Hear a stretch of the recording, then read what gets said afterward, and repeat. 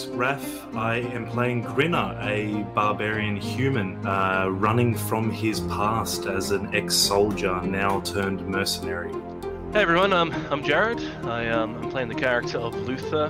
He's a Dhampire. He is a fighter that specializes in firearms, a bit of an investigator, and I am the great uncle of Grinner. Hi, I'm Jacob. I'm playing Tithla, the Goblin Ranger. She is a wonderful hunter and medical genius. Hi, I'm Haz. I'm playing Theodore, the Satyr Druid, who's a kind of a charismatic druid who's unwillingly taken Tithla under his wing as she's followed him through the forest for the past few months. G'day, I'm Tom. I'm playing Jonor, the Aasimar Wizard. He is on the pursuit of good and evil, finding out the best and worst in this world, and he's doing that with a little bit of naivety and optimism. And I'm Owen, the Dungeon Master of our Curse of Strahd campaign.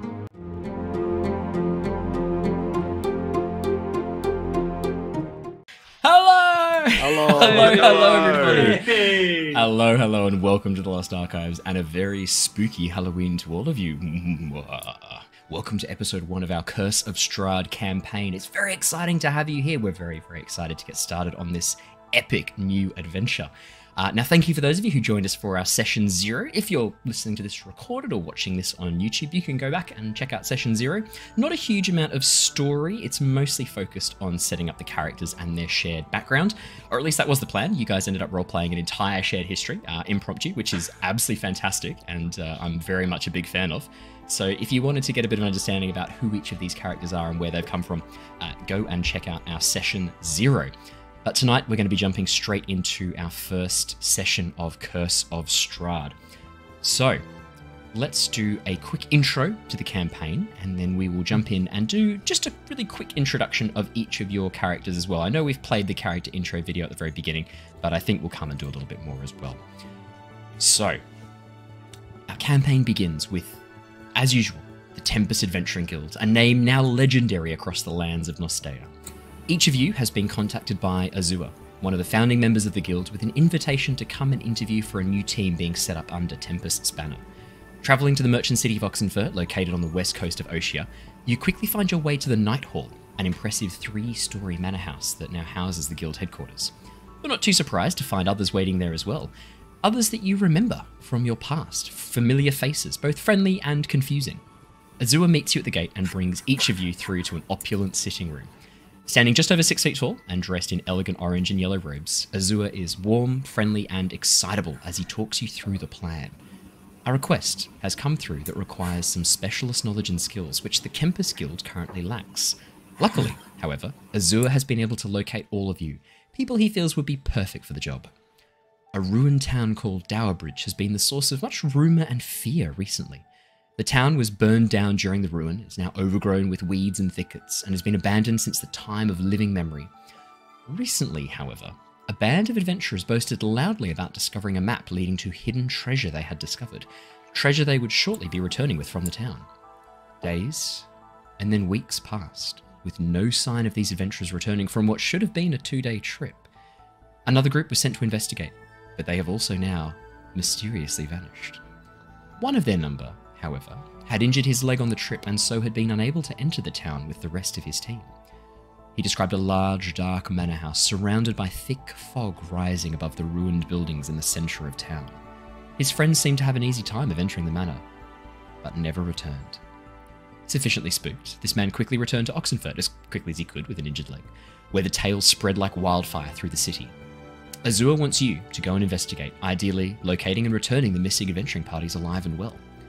What could possibly go wrong? So, our last session focused on each of you interviewing and being recruited into this second team for the Tempest Guild. As you all sit around in the opulent sitting room, the marble floors underneath you, very faint sort of smear of ash underneath Grinner's seat from where he dropped his cigarette butt. The rest of you seated around looking at Azure as he's sort of just taking you through the brief of the adventure. Each of you sort of can see each other sitting around. Azure points to a large chest in the corner. Well, I've taken the liberty of organising some gear. I understand that you might have come or packed a little bit lightly. I know the message said to come urgently, and I can see some of you are travelling quite lightly. Grinner, we've discussed that you don't have any weapons. There are some equipment here, some items that might be useful on your journey if you wanted to stock up and get yourselves all equipped. And that's your starting equipment that you have all already taken on your character sheets. Right, well, any questions for me? I understand that you probably are the experts in this matter, and I understand especially you, Luther. You've come from a background of investigating. I imagine you must have some questions. So, basically, what we're heading into here, do you have any information at all? Anything Yes, that well, might help us? apart from what I've told you, yes, well, the person you want to seek out, that adventurer who made his way back, I believe his name was, let me just have a quick look through, Delgin. Yes, he was a halfling ranger from a band known as the Twin Moons. That was the adventuring party sent to go and locate the first party who'd gone missing. And that first party was called the White Tower. You might have heard of them. They were responsible for defeating a large group of blights that had invaded a small settlement. And Mr. Azur, is this adventuring party a part of the Tempest Guild? Oh, no. We only have one main party that's part of the guild. You might have heard of them. Famous heroes, Mira, Jin, Yervith, Lockie, and Shana, and some few others as well. We've recently recruited some members to that primary team. KC and Boulder, you might have heard of their names before. No, they are obviously the main party of the guild, and now we're expanding. We're actually including you as our second adventuring party. No, they're major groups similar to the Tempest Guild, associated with the League of Adventurers, which well, quite a prestigious group. I don't need to tell you their power and influence throughout all of Oshia. No, of course not. We definitely know who they all are. Yeah, I have not been living in a forest with a small goblin for many months. It's well aware of who the League of Adventure. Wow. Yes, well, wow, Indian. Well, that made it big. My passive. You guessed 3 sentences is how long the accent would last. So my passive insight. Do I recognize that they're lying? It's 15. Yes. Blatantly, with no effort at all. You got any maps about you of this town we got to go to? Yes, I do. Well, I don't have a map of the town itself, but I do have a map that leads to directly where you need to go. I'll just have to go fetch it. It might take me a little bit of time to go locate it. So why don't you ask me some other questions in the meantime, and I'll make sure that map's available for you without too much delay. I will upload it to Roll20 and make it available on a page for you. Perfect. Carry on, please. If they are not affiliated with your guild, why do you insist on going to rescue these adventurers? Why can their illustrious guild, as you put it, not send someone to find them? Well, I mean, look, I don't want to brag, but Tempest Guild has required a bit of a reputation recently. We're seen as the guild that gets things done, and sometimes it's a little bit good to offer a helping hand to those friends and colleagues who might not be as fortunate as you. And if it happens to prove our worth over them, it potentially increases our gold that we will have available and allocated to us as part of the League of Adventurers, which means we get more gold, and now that you're part of us, you get more gold. Yeah, and how much is that? Oh, well, I don't know of a specific number that the guild will receive, but obviously each of you, if you can solve this mystery in return, and you prove yourselves worthy of the guild title, we're more than happy to offer you 5,000 gold each as a thank you, and a full-time position in the guild, which comes with a stipulation, an ongoing stipulation, of 1,000 gold per year, as well as any treasure that you yourselves can recover. Very minor fees to help keep the guild running, from a little 10% cut that goes to the guild, and sometimes a 20%, sometimes an 80%, but don't worry too much about those numbers. I have a very expansive contract that my friend Professor Griswold has written out, which he will get you to sign at some point. Jonor at this point would butt in. Oh, well, I think the most important thing here is that we're searching for these adventurers and making sure that they're okay, because I think that's the most important thing here. Guys, yeah, of course. Exactly. And he looks around. Yes. Oh, Jonor, I could not have put it better myself. You are doing a community service, not just for yourselves, but for your fellow adventurers. I mean, if we didn't help out our fellow adventurers in need, how can we expect them to help us out if we were to run into any trouble? That's called natural selection, mate. Yes, but sometimes evolution has a bit of a helping hand, as it were. And today, you have that opportunity to be that helping hand. Are you suggesting you want us to murder these bad No. adventurers? Let me make that Are perfectly we clear. Darwin awarding them? I would really like you to return with all of them alive. I'm not winking. I'm not doing any sort of strange movement. I am 100% honest. Please bring them back in one piece and alive. I don't know that I trust this guy. He's a bit weird. Who, He me? seems like he's very specifically saying don't do something, but it kind of seems like he wants us to do it. I really don't want you to do it. Please, feel free to use your natural, insightful abilities to tell what I want. Madam Tithla, it is very clear that he does not want to say anything illegal, so we will do as he asks. No. I'm really concerned. Reading I between the understand. lines is what I do best. I'm genuinely quite concerned that you have the wrong impression. Please do your best to save these people As and he return with asks. them alive. Oh dear. Can He our looks towards adventuring party Jonor. be named the Darwin Award? What was that? Sorry, I missed that first bit. Can our adventuring party be named the Darwin Award? I mean, I was willing to. Yeah, of course. Up to you guys. No, of course, absolutely. Naming your party, naming your group is a sacred right for each of the members. And please discuss this. You don't have to come up with a name right away, but if you would like me to pencil in the Darwin Awards as your. Who the fuck is Darwin? Oh, he's a very famous man. You might have heard of him. He was responsible for the theory of evolution, that monsters over time gradually would become more evil as they are exposed to other monsters, yes. Yeah, right. Sounds Yes, like of bollocks. course. Another thing that I know very much about. Well, that's very good. Well, you're strangely informed, Tithla. I'm very impressed. Azure I don't know is why it not has a to be person who- strange that I know things. Oh, due to your young age, of course. I'm not making any comments like that. I just mean you're quite young, yes. You seem to know a lot of your history, and didn't you say? Yes, well, you were- I can say anything. The words are free. He does like pause at that. And go, oh, okay. Well, technically, yes, you are correct there. Well, if you do need to learn anything a little bit more about life, Tithla, then I have studied in the libraries for quite a while. Like, you can hit me up whenever you need. Don't have any concerns about asking me any questions about, life, humans, good or evil. Could I I'm jump fairly in? well versed. I probably would. At Could I that jump point. in with a question now? Oh, No, yeah. sorry. After you, Luther. For No, me or for no. Jonor? You go. I want to see what you say first, because I was going to do just an interaction. Go. I was just going to ask if you know what the going rate of a goblin girl is these days. Nice. I was going to go along that route. You've gotten it. Perfect. The going rate for a goblin. It's a very interesting question.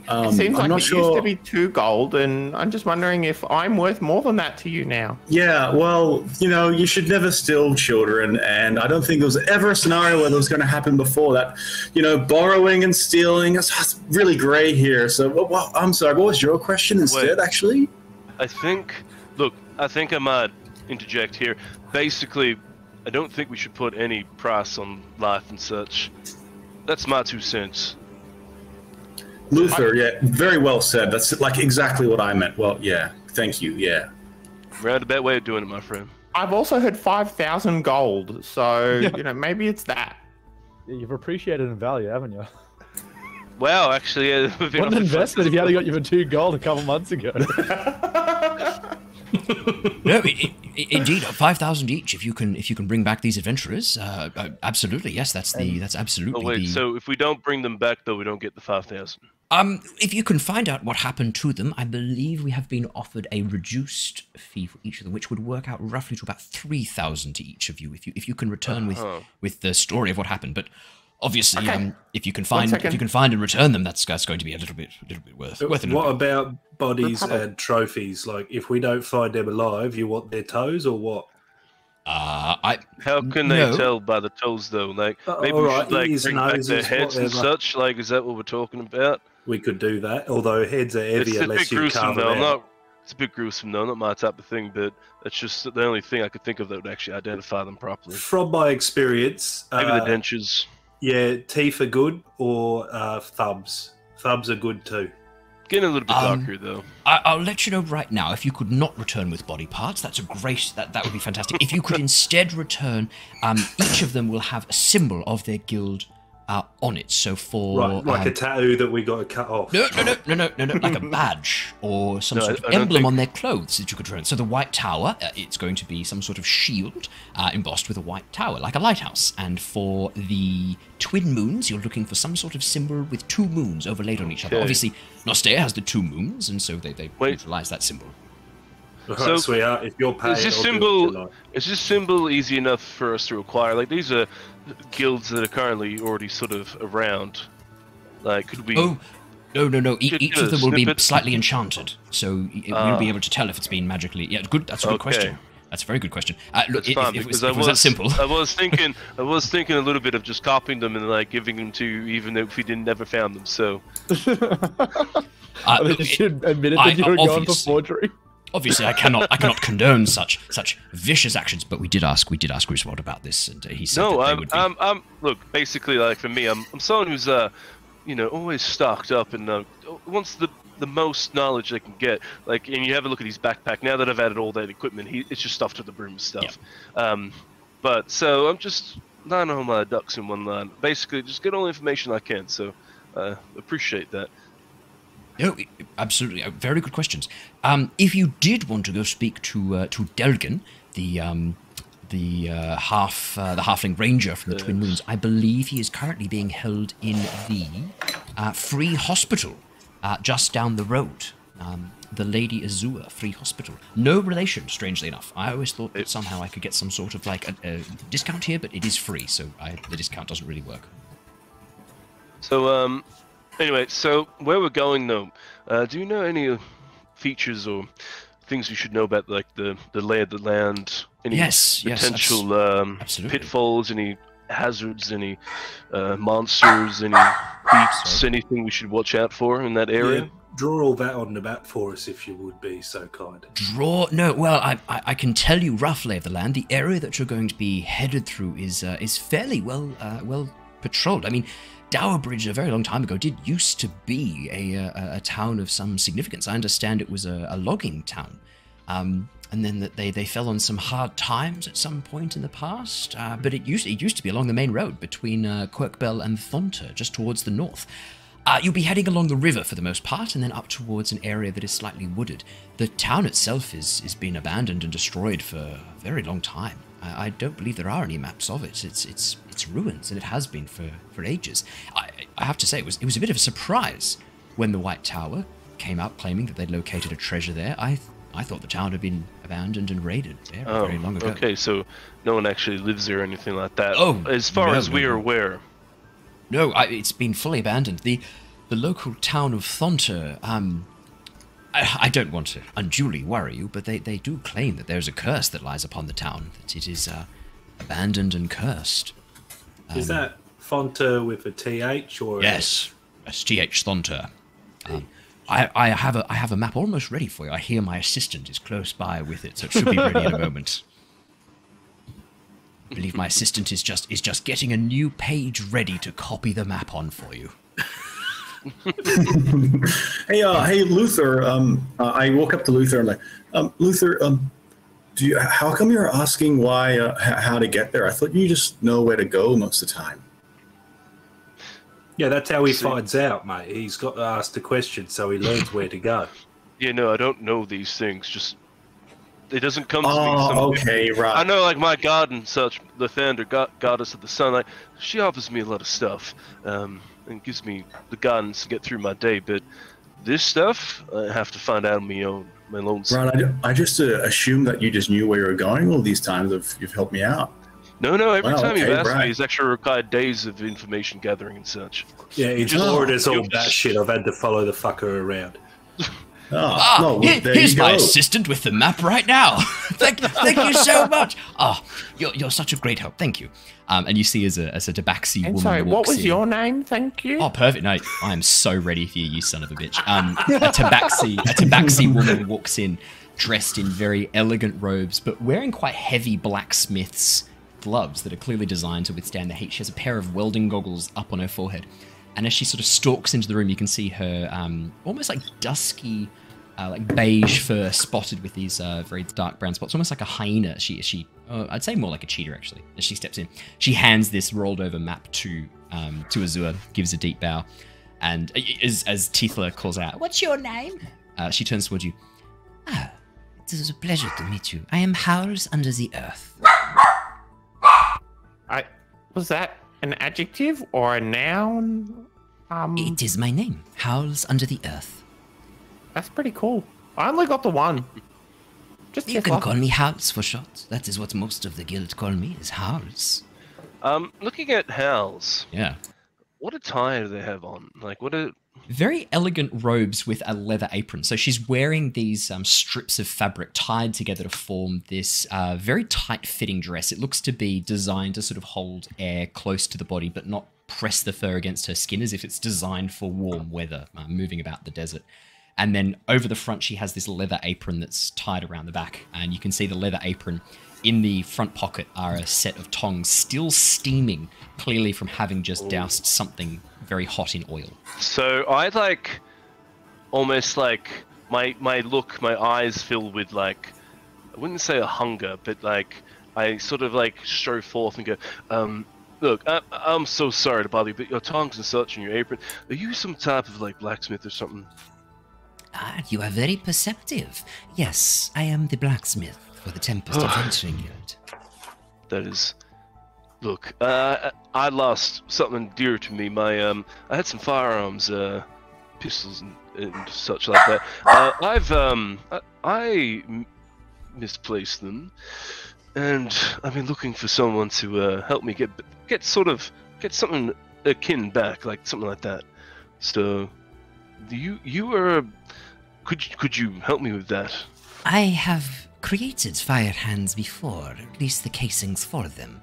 We have a enchanter here, Professor Griswold. I will speak with him. Perhaps there is something that we can make you. This is a momentous day. The Thander be praised. Indeed. It is a pleasure to meet all of you. If you have weapons or armor that needs repairing, or you find exotic materials in your travels that you want to be turned into items of use or value, please do not hesitate to come and meet with me at any time. Azure? I probably would already be pushing schematics into her hands, like with like all these like little flourishes and stuff that I've like wanted to add to the guns to make them look cool. She accepts them, has a bit of a look through. Ah, these designs, very curious. I will go and make a copy. I will return these to you shortly. Stalks out of the room. So, level 3. Level 3. Just give me 2 seconds. I'm going to see what Lucy's barking about, so please feel free to introduce yourself for a second. I'll be right back. Perfect. Well, at risk of being rude, you lot, I have a feeling that we're killing daylight here, and there may very well be people dying that we might need to be doing something about. I couldn't agree with you more, Grinner, and I think that the most efficient way forward is for us to just tell Azure that we found them and that they were dead and that they were just naked, so we couldn't bring the medallions back. Perhaps there was some sort of fire that burnt just their clothes. That seems like the most plausible way forward. So right, how quick are we talking though? How quick are we talking though? We go to the pub, give them a day, and then we come back over. Oh, Azure's going to be back in a couple minutes. That sounds good to me. I fucking knew it. Go on, off you go. So, yeah, tell us your grand strategy and such. Azure, I regret to inform you that we're back. We have returned. Unfortunately, they were not able to be found. Well, sorry, we found them, but they were naked. No, they weren't. Wait, hold on. I mean, I was sitting here watching you the whole time as you talked amongst yourselves and planned this out, and so I'm somewhat confused as to what you think you're pulling here. I was explaining it to Azure that they couldn't. We found them, but they weren't there. Look, no, but I literally have just been sitting here listening to you discussing this plan. I don't know what you thought you would achieve. My friends, that was a funny joke.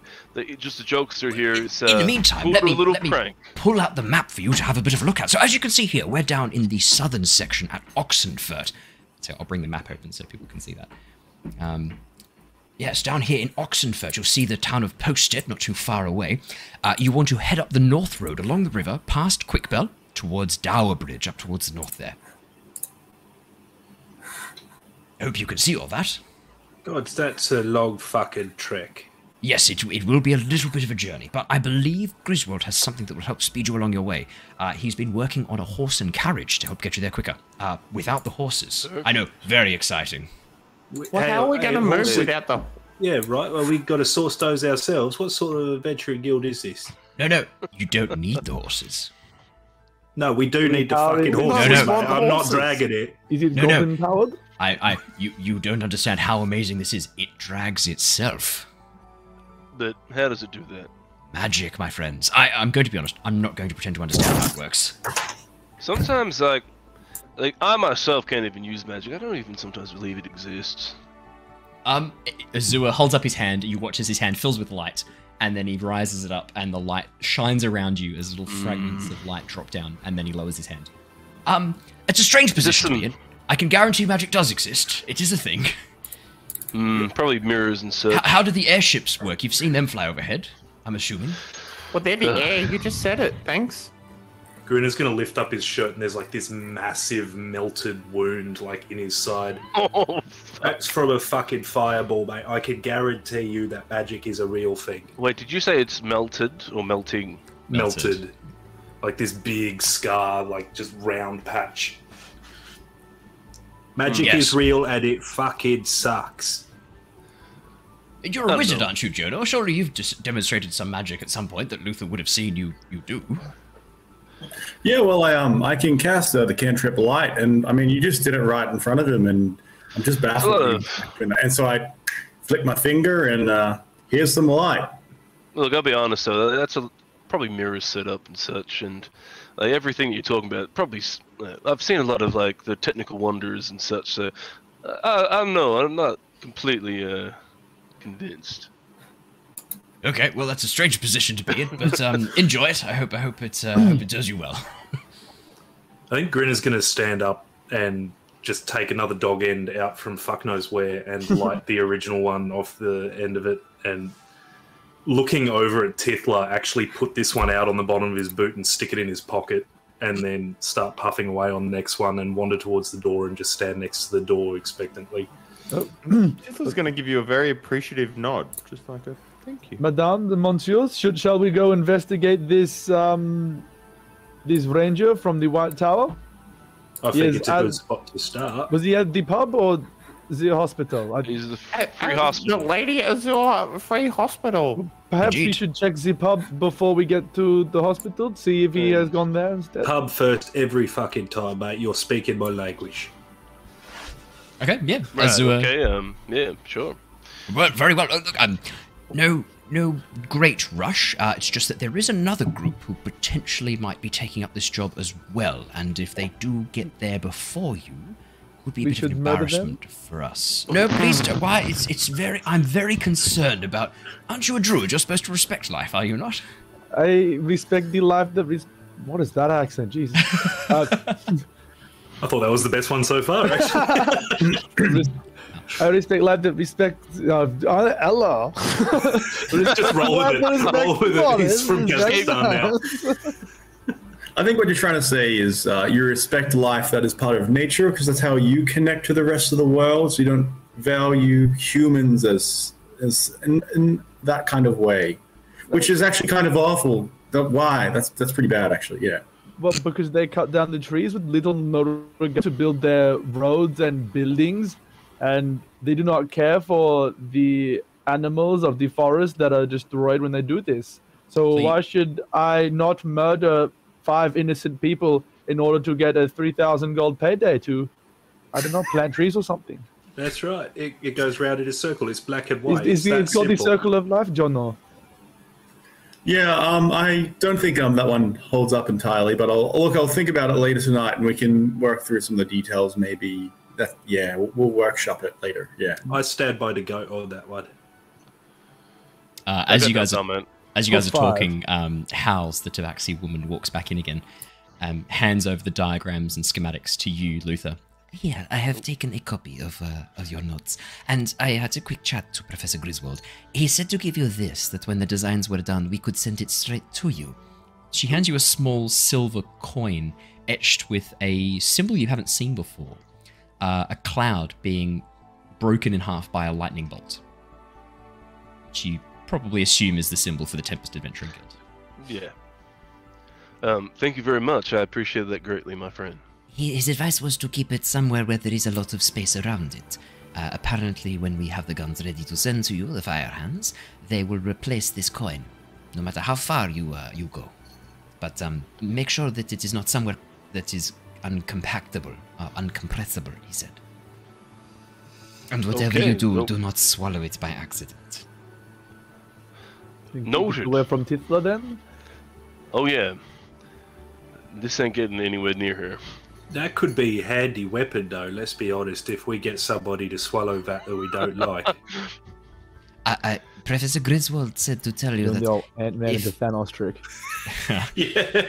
Professor Griswold said to tell you that if you were to swallow it, it would teleport you instead of the guns, and only most of you, the same volume as the guns. But you would not get the guns, so you would have to pick. I'd take that trade-off. If stick that into a fucking dragon, mate, we've just fucking won the game. Noted. Thanks for that. Looking forward to getting these guns in whatever way they come, I guess. Looking at Grinner. I have a few more jobs to complete first, but I will endeavor to get started on them soon. It may take me a few days, but you will have them shortly. No problem. Thank you very much. No problem. I take it you are in need of bullets as well. Black powder? Yeah, look, there's a few things I'm going to have to stock up on. It's okay. Professor Griswold says he potentially has a new formula of black powder that he will work on for you. Well, this is mighty fine. Unless the rest of you had any other requests of Howl's, I will be on my way. No? No? No, Nothing from your me. craft of metal, it is an abomination. That is one opinion, yes. I bid you all good day, and if you have need of me, please do not hesitate to call me whenever you need. Grinner will open the door for her as she goes out. Would it make it any better, Theo, if I put like a seed in every bullet, so when I shoot someone, a tree will eventually sprout from their corpse? That would be honestly fantastic. Life from death is a beautiful thing. Okay, if you could do that, Hals. She's gone. She's left the room. As you run down the corridor, call back out. If you could put a bullet in him, just the bullet, the seed would be burnt by the black powder. That would. He doesn't need to know that. What if we just told him we put a seed in each one? Perfect. House walks back in the room. He says right in front of him. No. It's a run down the corridor. I think it's actually funnier for me to just sort of shout that as she's running away. Okay. Awesome. Azure turns to each of you. Well, please don't let me detain you. I understand you've got a lot of work to get done too. I have other duties that I need to attend to as well. But please feel free to begin your investigation. When you're ready to depart for the town, just come back here. I believe the carriage will be ready out the front, and you can load on up, and it will take you on your way. You just state the destination that you want to go. So you just say very clearly and loudly when you step in, Dower Bridge, and it will take you there. Target alley. Perhaps we mispronounce it slightly because we are nervous. I believe I have a note here from Professor Griswold. He said here that you can pronounce it as much as you like. The intention is what matters, because he's not some second-rate hack. Yes, it has that written quite clearly here. It's finished with "he knows what he's about, son." I'm not sure what that means at the end, but he has written that, so I assume it's somewhat important. Maybe that's the second line of the command word. All right, we'll leave you to it, then. Well, enjoy, and remember... What was that, sorry, Theodore? It's a good day. Good day to all of you. Remember, be amazing. He gives you all a big thumbs up. Oh, I fucking hate that. I'm going to walk out. We'll be absolutely amazing. We'll do our absolute best. You can trust us and believe in us. I know you can. I'm very proud of you. I think I face palm as he says it. Yeah, you can do that. It's fine. Jonor wouldn't have seen that. Alrighty. He's just standing there happily like, we'll do it very well. Everybody on the count of 3. Synergistic teamwork solution! No, he doesn't say that. I literally don't put my hand in. He doesn't say that. Does Azure have a little picture of a cat saying "hang in there" up on his office? Yeah, it's a tabaxi. It's Hal's. It's Hal's. She's trying to like, get up onto the... Yeah.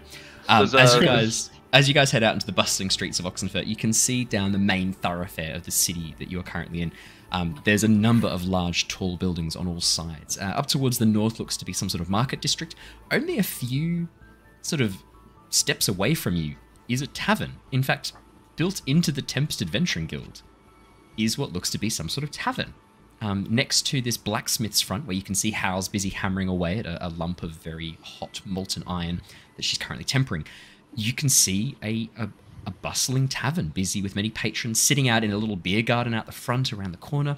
You can see inside there are a number of people moving about, handing out drinks, ordering drinks, and you can see that the drinks look to be a mixture of what looks to be a lot of wines, somewhat, I'd say probably to your eyes, they look to be quite imported wines. A lot of the labels are written in Draconic,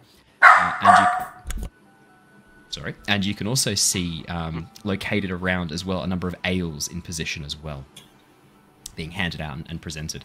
Welcome back, Jacob, who had a power outage. Still out. A hotspot and a good old torch. Nice, Gary. That is dedication. But yeah, so that you can see there's a tavern only like a few steps away, literally around the corner. Look, you lot, I was only half joking about the tavern. I'm happy to step in if we want a drink, but to be frank, time is money, and it seems like we should probably get the fuck on with this. Yes, it does seem like time's of the essence with that other group. That's so funny. I genuinely thought you would go into the tavern. No, perfect. As you guys begin heading down the pathway, walking down the main road, it doesn't take you more than 5 minutes before you can see clearly in front of you a massive 2-story building, large open wings. Jacob's gone again. I think his power's just run out once more. Open wings into a courtyard, and you can see a large sign above the door. The Lady Azure, spelled A-S-S-U-R-E, as in ashore. The Lady Ashore. A-S-S-U-R-E. Yep, it's a very clear attempt. Exactly, ashore. Free hospital. And you can see that there are a number of people coming and going, some with what looks to be maybe relatives that have been injured, coming out bandaged or generally looking a bit better, and those being carted in. Carried up the front steps right in front of you. As you come around the corner, you can see a man with only a fragment left of what was once his arm. Bone protruding through the gap in the skin and fragmented and broken, this right arm almost missing. And you can see he's like stumbling up the steps, and as he gets to the top, what looks to be some sort of nurse or other matron rushes out. A human woman, long blonde hair bound back in a white cap, dressed in what looks to be some sort of light blue short-sleeved robes, rushes out and goes, "Oh, you'll want level 2 then. I will assist you up the stairs." "Oh, that'd be great, thanks. I can do something for the pain. Give me but a moment." And you watch as she concentrates, grasping at this silver pendant around her neck, presses a hand on his forehead, and you watch as his face just sort of moves from this grimace of agony into almost a bit of a dopey smile. Oh, that's lovely, that is. Yes, now quick, come with me. It's only got 30 more seconds before it wears off. Come. And she begins leading him up the stairs. And you can see the hospital in front of you. Wow, that was wild. I've never seen anything like that healing before, or pain relief. Have you seen that before, Luther? Not really, to be honest. In my adventuring and such, I've never seen such a thing. I've really traveled more in small towns. This is the big smoke, the big city, and I don't really come here often if I can help it. Nah, fair enough. Have you seen this before? I take it you haven't. No, that's like quite surprising. I didn't know it existed. Well, they do that sort of shit all the time on the battlefield. That's a very good question, actually. How many times have you had something like that heal you before? Me? Oh, yeah. Shit, mate. Oh, fuck. Yeah. Yep.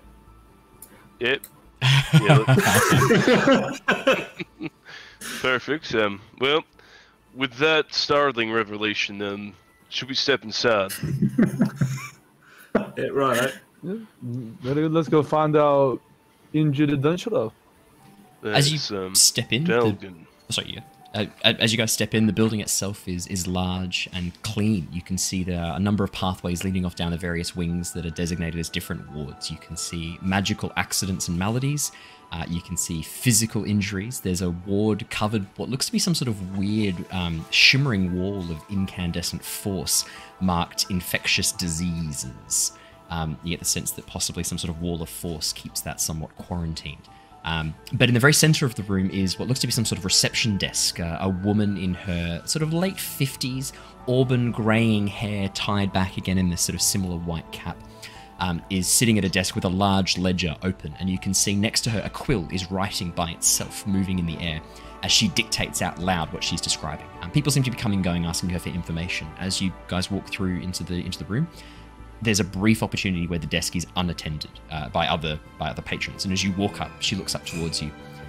Oh, hello. Are you here looking for a friend or relative?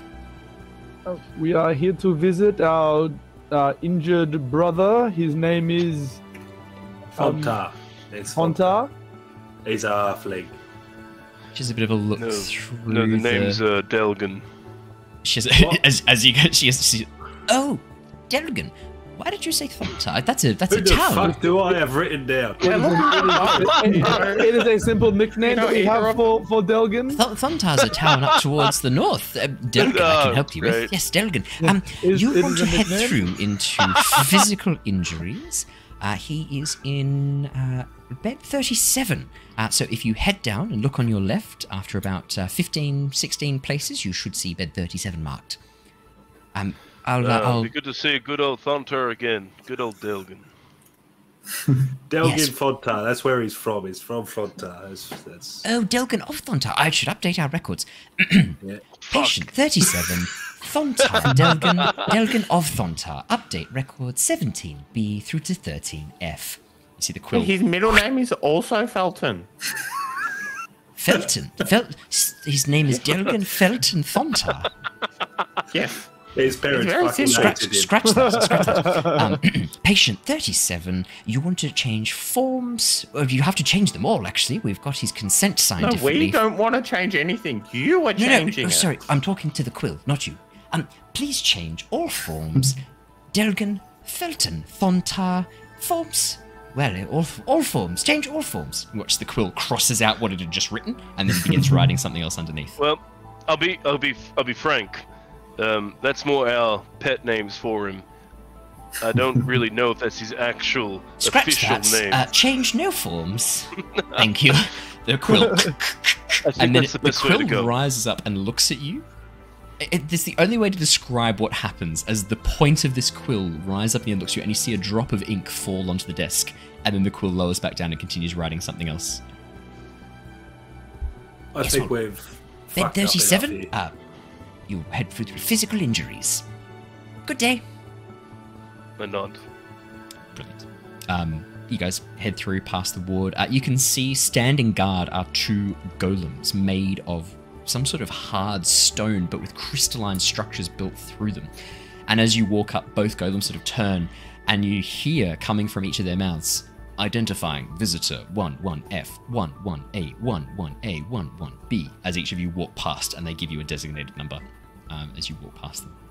As you begin heading down the hallway into the wards, as you pass through the different beds, you can see most of the beds are curtained off.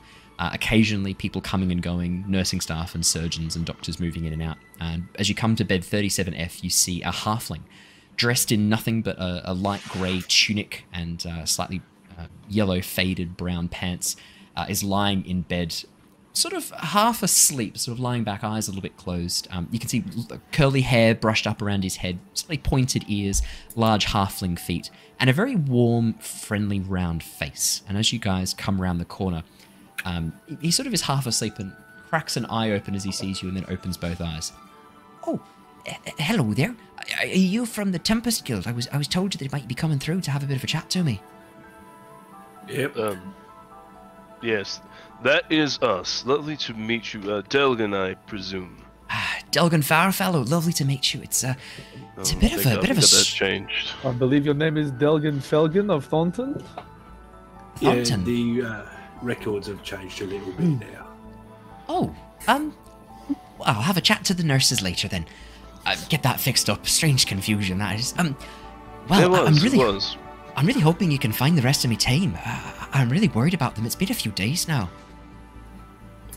Thank you for looking into it, obviously, for trying to find them. I really appreciate it.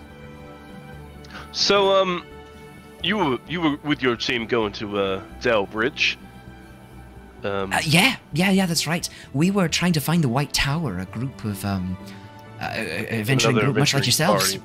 Yeah, they travelled there earlier. Said they'd found some sort of treasure, but they just went missing one day. So we set out to try and locate them. And I mean, look, I'm being honest. Hopefully, try and steal the treasure from under their noses if we happen to find it first. But we were attacked by wolves along the road, and I ran afoul of a pretty nasty wolf bite. It was a bit infected, so I couldn't really keep up with the rest of the group. My fever had started to get a bit intense. So while I camped out on the edge of town, the rest of them headed in. Wait, so you're saying that wolves attacked a full party, an adventuring party? Yeah, during the night. That doesn't led by a large white wolf. Looked like some sort of warg or dire wolf, maybe. Were you camped up on a hill? Did you get much of an idea of the layout of the town? It's good to have intel on these sort of things before we go in. We did, yeah. The party left me up on top of a hill near a large oak tree that sort of oversees the southern part of the town.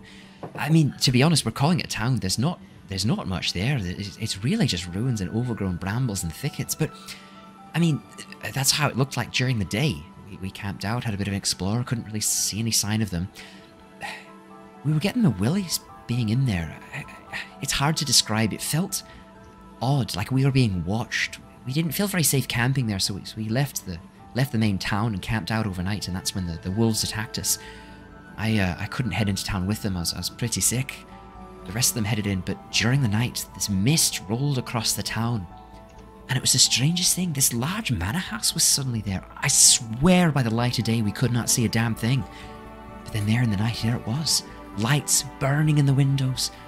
Torches lined the walls and the floor, heading up towards it. The pathway. It was warm and inviting. My friends, my colleagues, they wanted to go and investigate, said that maybe this was some sort of enchantment. Once they went in, they never came back out.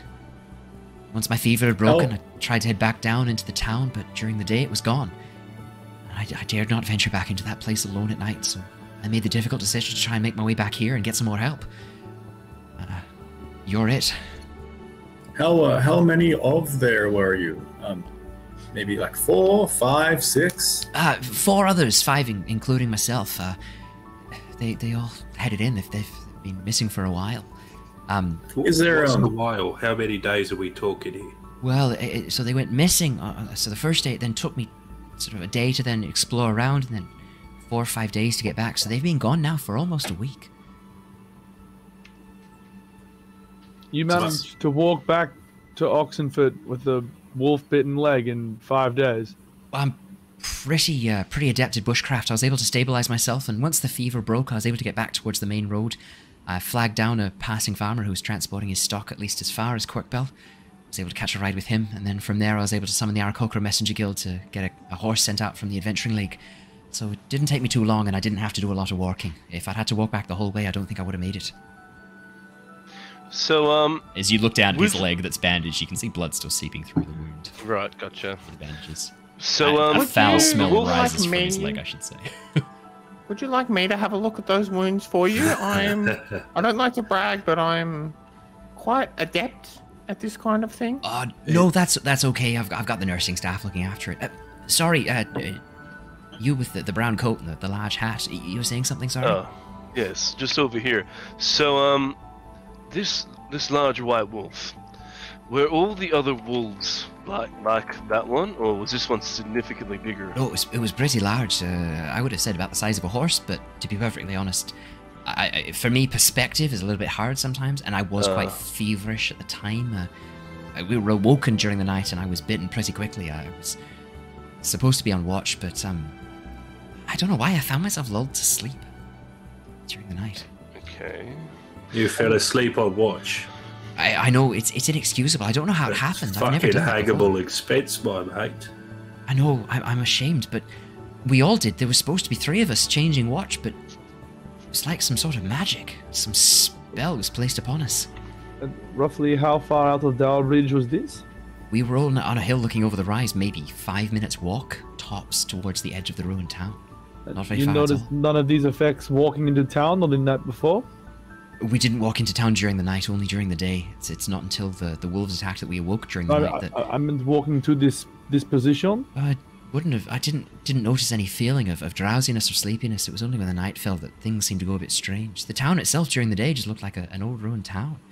And there's no sign of the wolves in that before?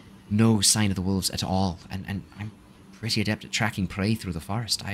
I would have seen signs of wolves about. And All right, sweetheart. So what you're saying is that you had a fucking fever dream, and that's the best you got for us. Just fine, my friends, okay? I don't care how much of what I say you believe, but you need to understand there's something spooky about that place. Something wrong. Question. Did all this happen the moment the mist rolled in? Yes. Absolutely. Is that when everything went pear-shaped? When night came and the mists began to roll across the land, it was almost like an ocean rising from the grass itself. The mist was so thick you could barely see through it, but the manor house rising above it, it looked almost like a lighthouse across the sea. Warm light, beckoning, inviting us in. You saw warm lights coming from the abandoned manor house? It wasn't abandoned, and I swear the manor house was not there during the day, just these crumbling ruins, only like half walls and what's left of the floors and foundations. But during the night, this thing was 3 stories. It was beautiful. It looked brand new. During the night that you had an intense fever, during your fucking fever dream, you sent us over here for a fucking fever dream. I would like to point out the fever dream happened after I was bitten by the wolves. So no, I saw it when I was perfectly sober, thank you. Oh right, I'm getting my times mixed up.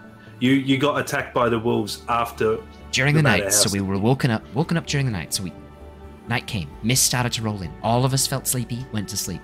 Wolves attacked, woke us up. I got bit, made me feel really sick and really weird, really dizzy and quite sick. The rest of my party tried to stabilize me as best they could, but they wanted to go explore the manor during the night. They were worried that when the sun rose it would disappear. They went in to check it out. I watched them enter. The sun came. The manor was gone. The mists were gone. My friends were gone. You'll have to excuse me, I got that wrong. I apologise. Did they feel compelled beyond the usual curiosity to investigate this house? It honestly seems like a really fucking awful idea to be wandering into spooky, magically appearing houses in the middle of the night. Well, it's hard to say what they were feeling, but I in myself, I didn't feel like I was being compelled. It was certainly a curious sight, and the place itself it was really beautiful. If you go, you'll see it and you'll understand. It looks warm and inviting. It looks like sanctuary is the only way I can describe it. It felt safe looking at it. So when we turn up there, and we'll, very likely find your friends, are the distinctive parts, weapons or armor of theirs that we could definitely identify them by? What are their names? They'll all be wearing an insignia, a shield emblazoned upon their clothes or their armor with the symbol of the twin moons. I don't know if you one moon eclipsing the other. In terms of descriptions, I can give you a rough description of each of them. I've got it all written down as well if you wanted to take it with you, but I can go through it verbally now. I just get the sense that perhaps you guys are in a bit of a rush. Yeah, we can grab those details in the way. Before we go, if perhaps your colleagues are possessed and hostile towards us, are there any special abilities we need to know about in order to politely subdue them? Well, I mean, their abilities and their trainings all on the sheets, as well as a sort of a brief description. I guess that information could be good. Most of them are fairly proficient fighters. We've got a couple of spellcasters. It's a real mix of groups. No, we as a party do not believe in magic, so these are mirror and light casters, I believe. Just out of game. I will put my hand up. I will put my hand up real quick. I was That was me attempting a joke. I'm not very good at humor. I can absolutely testify to the fact that magic exists. Do you need to see the fucking scar again? I'm not. I've actually been alive for quite a while. I know magic exists. I'm just not very good at humor, and that's been something I've been trying to work on. Obviously, my deadpan sort of tone didn't really come across that way. Luffy, you look younger than me. There's no way you're that old. You haven't been around that long. Well, been around a little bit, I guess. You're half my fucking age, mate. Yes. No, you're right. 100%. Right. Look, do we take this fella along as a guide? I mean, we're on a cart. He's just going to sit there. Do we bring him along? If you want to go for a trip, mate? If I have a say in the matter, I mean, I'd love to know what happened to my friends. Yes, I wouldn't mind coming along, and that way I can kind of talk you through things that you see, but I have been told that the bite that I received, there is a chance that I have been infected with lycanthropy. I'm not really allowed cool. out. So you sit in the car, and we'll just put you down if we need to. Can feed you a diet of silver? I can't really touch silver right now. I've been told that's potentially a bad sign. It's a very not good sign. I don't know nothing about it. How healed are you? Like, if we brought you along, like, would you be more of a hindrance than anything? I've been told that if the curse of lycanthropy has taken hold, if I'm exposed to the full moon, I will turn into a mindless, ravenous beast and kill anyone and everyone around me. So I haven't been checking. Do we have one of those coming up? I believe there's one in 2 nights. Yeah, right. He's staying fucking here. That's a liability. Yeah, they've already got a ward set aside for me to lock me in a room as they get this ready. I think it's best if you just stay here. What if we come back in 2 days and then we can all go? And then we've got like 4 weeks. Not Tithla, we are running out of time. There's another adventuring guild coming to steal our gold. I mean, worst case scenario, we just take his fingers off. I prefer to keep my fingers if that's okay. Why would you take my fingers off? What's that going to do? Well, you're going to grow claws and shit, yeah? So... Yeah, but yeah. It's like a declawing so for the a worst cat. is just the paw. Yeah, no, it's just the top knuckle, right? We don't need to take his whole hands. I've heard that in some circles, like, declawing and such on creatures is a bit inhumane. Who said that? Well, you're right. He's not a human. It's a werewolf. That's exactly right. He can't be inhumane if he's not humane. Yeah, well, he's a human. Look right in front of us. He's a living, feeling, talking person. Don't call him a human. That's insensitive. Yeah, sorry, not human. Wait, so if he's a human and such, we'll just leave you in here in 2 nights and see how much of a human he is, Jonor. Yeah, I believe he'll be okay. Like, I'm sure this is fine. Like, you're in a great hospital ward. Like, I believe you'll be okay. Thank you. That does make me feel a lot better. Thank you. I'm not sure. Yeah. This is the Lady Ass Hospital. I don't think it's a good hospital. It is free, actually. It does not sound like it's perhaps free. One, two, free. No, this is one of the best. It's this is one of the best ones. This is one of the best ones in town. It's there's a family, a very rich family. I don't know if you've heard. Broken Brow, a dwarven family, Hill Dwarf. They actually sponsor this entire hospital. They pay for it. They believe healthcare should be free for all those who need it. Well, that sounds like a communist nonsense. Perhaps we should all just work for half of minimum wage and count ourselves lucky that we have a job. But that sounds like communist nonsense. I just use some king's foil and some spit. That normally does it for me. If you say so. All right, Tithla, I think that's enough out of you. What was the dwarven family called? Broken Brow? Broken Brow. Cool, I've written that down. All right, shall we leave this guy here pretty happily and... Yeah, it would be nice to have him along, but I don't really appreciate the liability. It sounds like we're going to be having a tough enough time as it is. Yeah, particularly given that we're more than 2 days away from Dowbridge. Well, yeah, it'd be fun on the road, but No. I mean, we could source some silver handcuffs, lock him up. Oh, I do know that, silver is advantageous against vampires. Could we acquire some silver for anyone shoot bows here? If we can somehow... I have a heavy crossbow strapped on my back. Whoa, where did vampires come from? What do you mean vampires? And I've got a bow. There's no...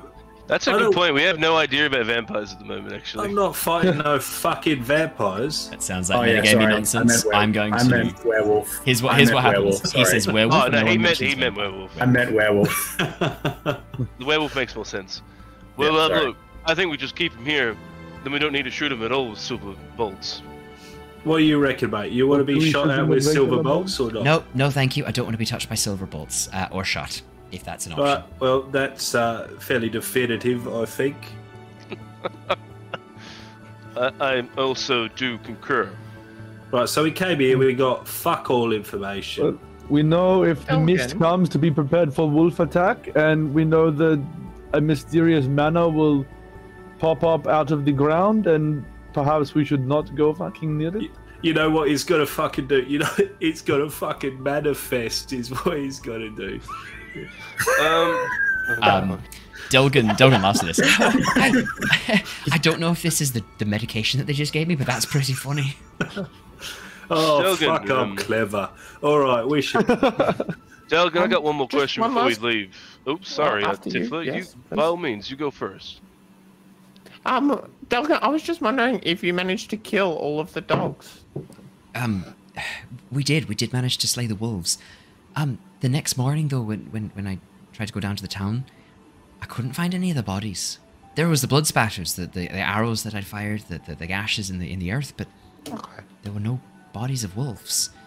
It was the strangest thing. So it sounds like that they're all gone then. Like it's something we don't have to worry about. You've already solved that for us. Yeah. Well, yeah, some absolutely. more wolves ate them. That seems very unlikely to me. You know what? You can't rule it out, Tip. You know what? You're absolutely right. So, last question for you. Did you guys ever find any actual, a trail of the White Tower, where they might have been going? Like, I know that you guys investigated the creepy manor, but did you have a reason to think that the White Tower may have entered same manor? Yeah, we did find evidence of their campsite that they'd left behind. They'd actually camped inside the town, not too far in from the entrance.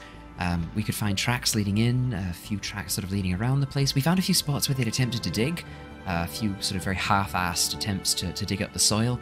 I couldn't really see any evidence of things that they'd unearthed there. It didn't look like there was any patches that they'd actually excavated things of interest.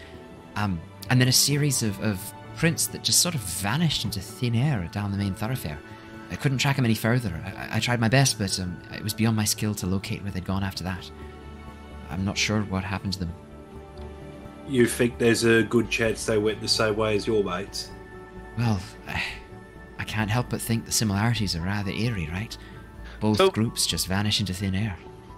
Did you do that? That sort of that tracking in the daytime? So you found the tracks and yes, they disappeared in thin air? I didn't do any tracking during the night. I didn't go down into town where during they the night. disappeared, where the tracks disappeared, does that correlate with where the location of the manor might have been? Maybe. It's really hard to say. The place looks different with the mist. I don't know how to describe it. It looks changed, different. I don't know how to describe it. I'm sorry. I'm trying my best. Maybe. That's fine. That's a good idea. Possibly. Hopefully you'll be able to solve that mystery yourselves. I turn to the group. Look, let's get out there first and we can obviously find out more, but all signs currently point, unfortunately, to the creepy-ass manor. Yeah, and it does definitely seem that the nearby town's assumption that the place is cursed is pretty reasonable, I think. I would cursed as shit. I would seal our resolve because we very well might have. I think we will have to enter that manor. I personally am of the mind that both groups entered it. Quite possibly. I believe that's quite likely as well. I think we should ready ourselves for going in there. I really wish you all the best of luck. I really hope you find my friends. I really do. Deligan, do you honestly believe they are still alive? I hope. I really do hope. That's all I've got. Didn't really ask if you hoped. I wanted an honest opinion. I think they are. I think I would know if they had died. I hope that I would know. I mean, we've been working together, traveling together for years now, over 4 years. I've lived and I've grown with these people. I'm a different man now than I was when I first met them. I need them to be alive. That's the best answer I can give. It's my friends. These are my family. I don't really have another. Then we will do our best to bring them back to you and your lycanthropy leg. I'm hoping that that's solved when they come back. I would like to go back to being an adventurer again. One day. Now, just a really quick... so many questions, but if you had gotten treated quicker with that leg, do you think you could have not gotten... oh, yes, they said that if someone had gotten to me quicker and been able to apply some first aid and clean the wound really effectively, I might have been had a better chance. Any idea what the clean your wound? Do a medicine check. Yeah, you can do a medicine medicine check check. how much she knows about what she could do. Yeah. Yeah. In the meantime, while Tithle's doing that, Jonor, he'll answer you. When they say clean the wound, they mean like the area around the flesh. It got quite infected quite quickly. If they'd been able to scrape some of that infected flesh away, rinse out the wound with some salt water. I know it sounds pretty painful. I know. As Theodore grimaces in pain. Don't love that. Don't love that. Yeah, scrape away some of the infected tissue and sterilize the area with salt water. Or alcohol. Alcohol would have done it too. Not beer. I think raw spirits or some harsher spirits would have done a good job. Maybe it would have been a bit easier, but because it was mostly untreated for the first few days, I mean, I did my best, but I only had sort of very rough supplies with me. Take salt with you. I really advise just get a bag of salt, take it with you. Noted. Yep. Salt's really useful. Wish I had some salt with me back then. Tithla, do you want me to roll you a d20 and you can tell me what your proficiency bonus is? Sure, it doesn't seem to be working. I'm a +4. It's okay. Alright, I've rolled a d20 for you. That's a 13. Plus 4? 17.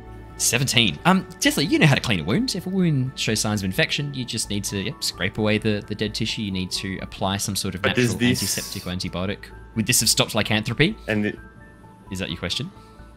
Yeah, more, from the lycanthropy perspective. Does she know anything he's describing, about this whole thing about if they'd gotten to it quicker, if it hadn't been left to fester for a bit.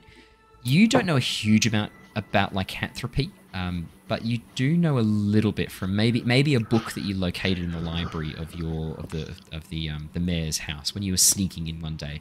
You did come across a book that describes these very interesting diseases and afflictions that you're quite interested in. You know that lycanthropy isn't a disease. It's a curse. It's magical in nature. It's passed on through the bite of a werewolf. It has to be freely given. The werewolf who bites has to choose to give it, but the creature who receives it doesn't necessarily have to freely accept it. And it is a curse. This is a magical affliction.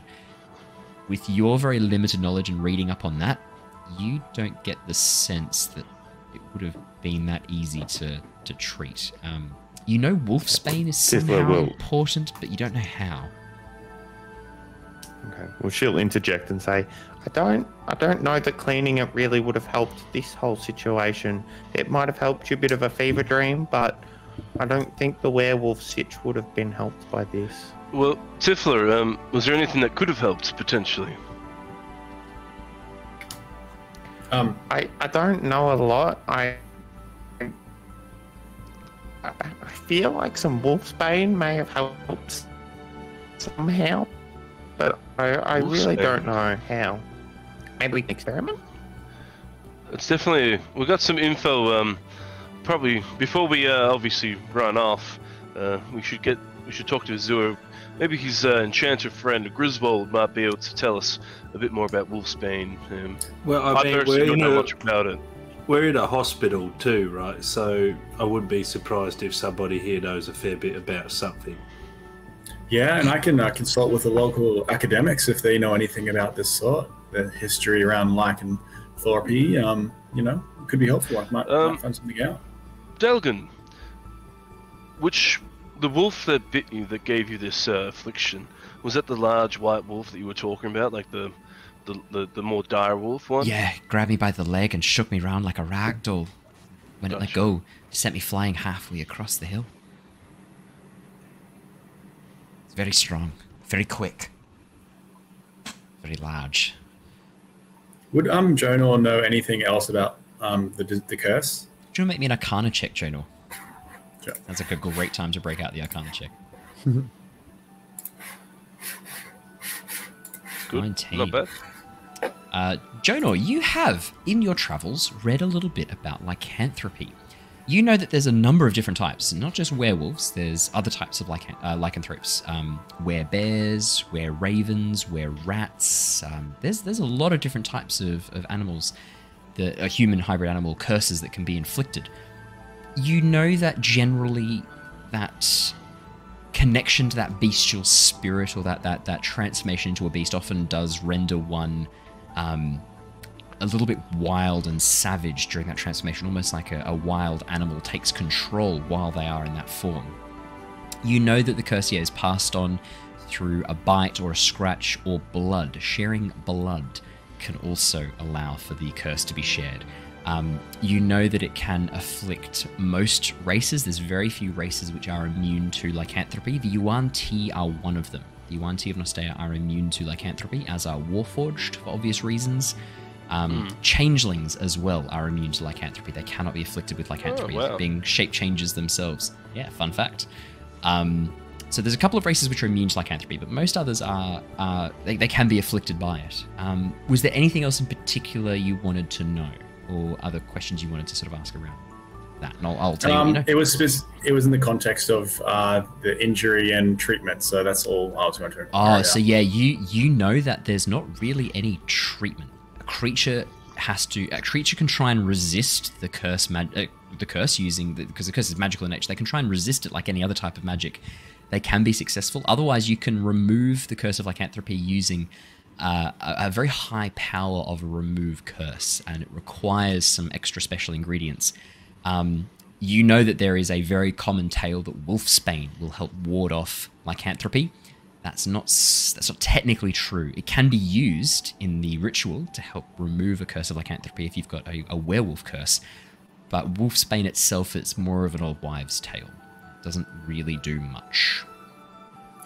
Yeah, okay, Tithla. In your what you mentioned before, I've come across different stories and books along the way saying wolfsbane can be helpful. It's not a be-all, end-all, but it can help in part of the ritual.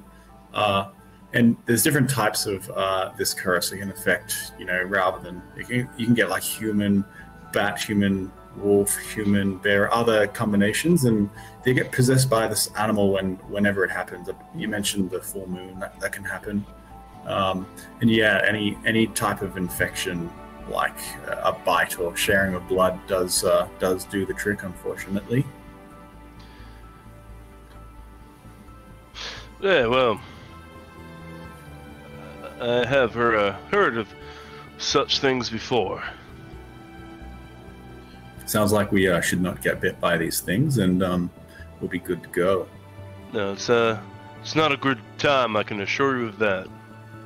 Right, so kill any dogs we come across on the road, and go find a apparently out again manor. That's about the long and the short of it, right? Yep. Yeah, perfect. Let's do that. Shall we go see this Professor Griswold and get our horseless horse and cart? Which I am still a bit suspicious on. Yeah, I think so. Alrighty. You guys... I'm going to wait for everyone to file out, okay. And stay with this guy just for a second. For a few seconds. Yeah, as everyone files out, you just sort of hang back to the back, like holding the curtain open for them as they each walk past you. Tithla goes, "Oh, thank you." She walks underneath your arm as you hold the curtain open for her, and she passes out underneath. I'm just going to lean right down close next to him with like my lips almost at his ear and just sort of murmur. Pushes back into the pillow a little bit as you get really close. You fell asleep on watch. You deserve much worse than what you have right now, my friend. You should be dead, and you should be up for fucking court-martial and hung. I pat him gently on the cheek and walk away. I'm going to roll a sanity check for Duggan. Cool. Grinner walks out. You don't have any idea of the impact of what you just said. You don't know. You walked out and left. That'll help the old lycanthropy. He's next soldier. What do you expect? Brilliant. Yeah, as you guys head back towards the Tempest Guild, out the front of the blacksmith area that's built into the Nighthall, you can see a horse-drawn carriage set up, but no horses. In place of the horses, harnessed into the area, so the two central spokes that allow the horses to be harnessed, is an oscillating sphere of bronze and brass, hovering in the air, moving rapidly, lightning crackling across its surface. Moving around, checking the sphere and checking the platinum wires that lead out of it attached to the cart itself, is a small gnomish gentleman. White hair slicked back up into a large sort of open quiff, dressed in very fancy suit, but decked out with all sorts of little gadgets and little armor plating attached to the outside of the suit. Massive goggles with interchangeable lenses moving in and out at different points, allowing him to sort of see through things as he's just checking each of the points. Azua seems to be standing next to the card examining it, and every time he goes to touch something, you hear a voice go, "No, don't touch that. No, don't touch that either. No." As Azua seems to be sort of examining bits of the card. As you guys approach, Azua turns around. "Oh, wonderful. You're all here. How did you go? Did you chat with Delgan? Did you get everything you needed to know?" Sorry, who the fuck are you? Azua. Hello. Oh, right. Sorry. We talked earlier. What? Yeah, we did. It's one of those days. Yeah, we had a great chat with him. We found out a little bit more about the town and what to expect. Bit of a spooky mist might be coming our way. Oh, yes, I do remember reports of a strange mist. I should say, though, it's not unusual for this time of year. Obviously, the sort of warmer days and colder nights can lead to condensation forming in the air. We often get mist around the city streets early in the morning as well. And does these mists usually involve a manifesting manor? I can't promise that they don't, but I have to say, it is a little bit odd that this manor suddenly appeared, right? Like, I've seen magics do all sorts of crazy things. There was once this massive sky castle that we helped actually bring out of the sky. It was this old giant castle. We didn't mean to crash it. We did, though. We did crash it. We didn't mean to, though, but it was held aloft by some sort of elemental magic. There's all strange things in this world left over from the time of the ruin. Teleporting man is not the strangest thing I've heard. It's possible. So, Griswold, I take it, nice to meet you there, Luther. The gnome turns around. Right? Yeah, the gnome sort of turns around. You can see that he's currently got these purple filter lenses over his eyes, and as he leans forward and looks at you, "You can't have any of my blood." "No." "Oh." The purple filters clip up. "Oh, hello." "It's nice to meet all of you. Professor Griswold. Nice to meet you." That was really weird. You okay there? He gives you a bit of a look and an eyebrow raise, holds out his hand to shake your hand up from the ground. Yeah, shake his hand, but definitely tentatively. He gives you 2 squeezes as you do, and then let's go. "Very nice to meet all of you. Hello. Well, I understand that you are going to be trying out my little cart. I'm very excited. I've been working on this design for a while, and I think we've only got a 12.334% chance of this device exploding after 3 hours. So if you can tell me how it went, I'd be very excited to know the results." What about 4 hours? Oh, you don't need to worry about those statistics. They do change over time, but nothing you need to be concerned about. Right, so, all right, lads, break every 3 hours. I'm not going to lie, horses usually last longer than 3 hours. Horses also don't normally explode. Well, I don't know what experience you've had with horses, but the horses I've been around often do tend to explode. Is that not a common occurrence? What happens when you stuff them with dynamite? I have only ever done that once, maybe twice. I want to see what happened the second time. But more importantly, this device will take you where you want to go. You simply speak the destination, and it will start traveling. I'm hoping to actually replace most of the airship components with this when I've tested it out fully. That's where you'll have a fully automated airship to take you around to different locations. Wouldn't that be exciting? It's a teleporter, is it? It's a stupid-looking teleporter. It's not as quick as a teleporter. It still has to move and travel overland, so once you're inside the cart, if you just say aloud the place you want to go, it will start to take you there. And what if someone walks in front of the cart? Will it just mow them down indiscriminately? Well, we should test that right now. You look like a pretty sturdy chap. You look like you've had a bit of a few scrapes and knocks about. As he points at Grinner. Come, just stand here for me for a moment. Just a moment. Oh God! If you could lie down for me in the road, that'd be even better. Could you lie down for me? I think I might just quickly. I get like rope and tie it around Grinner's like legs, just in case.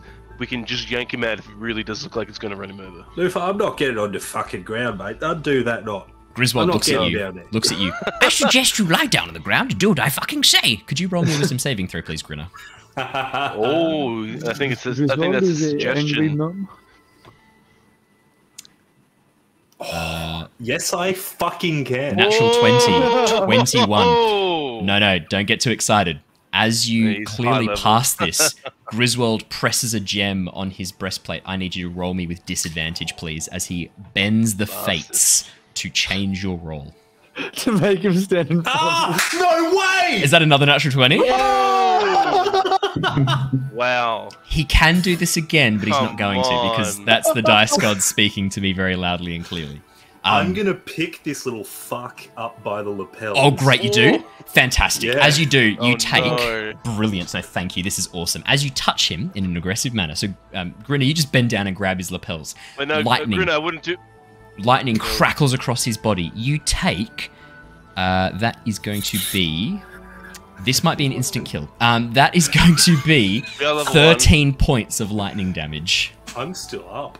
You're still up, brilliant, because you are also paralyzed for a turn as well, as lightning crackles across his body. He pries apart your fingers, drops down to the ground, and punches you in the testicles. Don't fucking touch me. I could have you flayed alive. I could melt you into particles and drink you. Don't touch me. He then pats a hand on your chest and heals you for 13 points. If you try to suggest shit to my fucking brain again, I will find a way. You tiny little cunt, I will find a way. You have no idea what I'm capable of. Let me demonstrate, please. Okay. And he clicks his fingers. Small man. Grinner, we need to, you are polymorphed into a cockroach. Okay. His boot very gently presses down on you. Not hard enough to squash you, but just a little bit. Griswold, and then Griswold releases and clicks his fingers again. Definitely made your point. You transform back. But a gnome.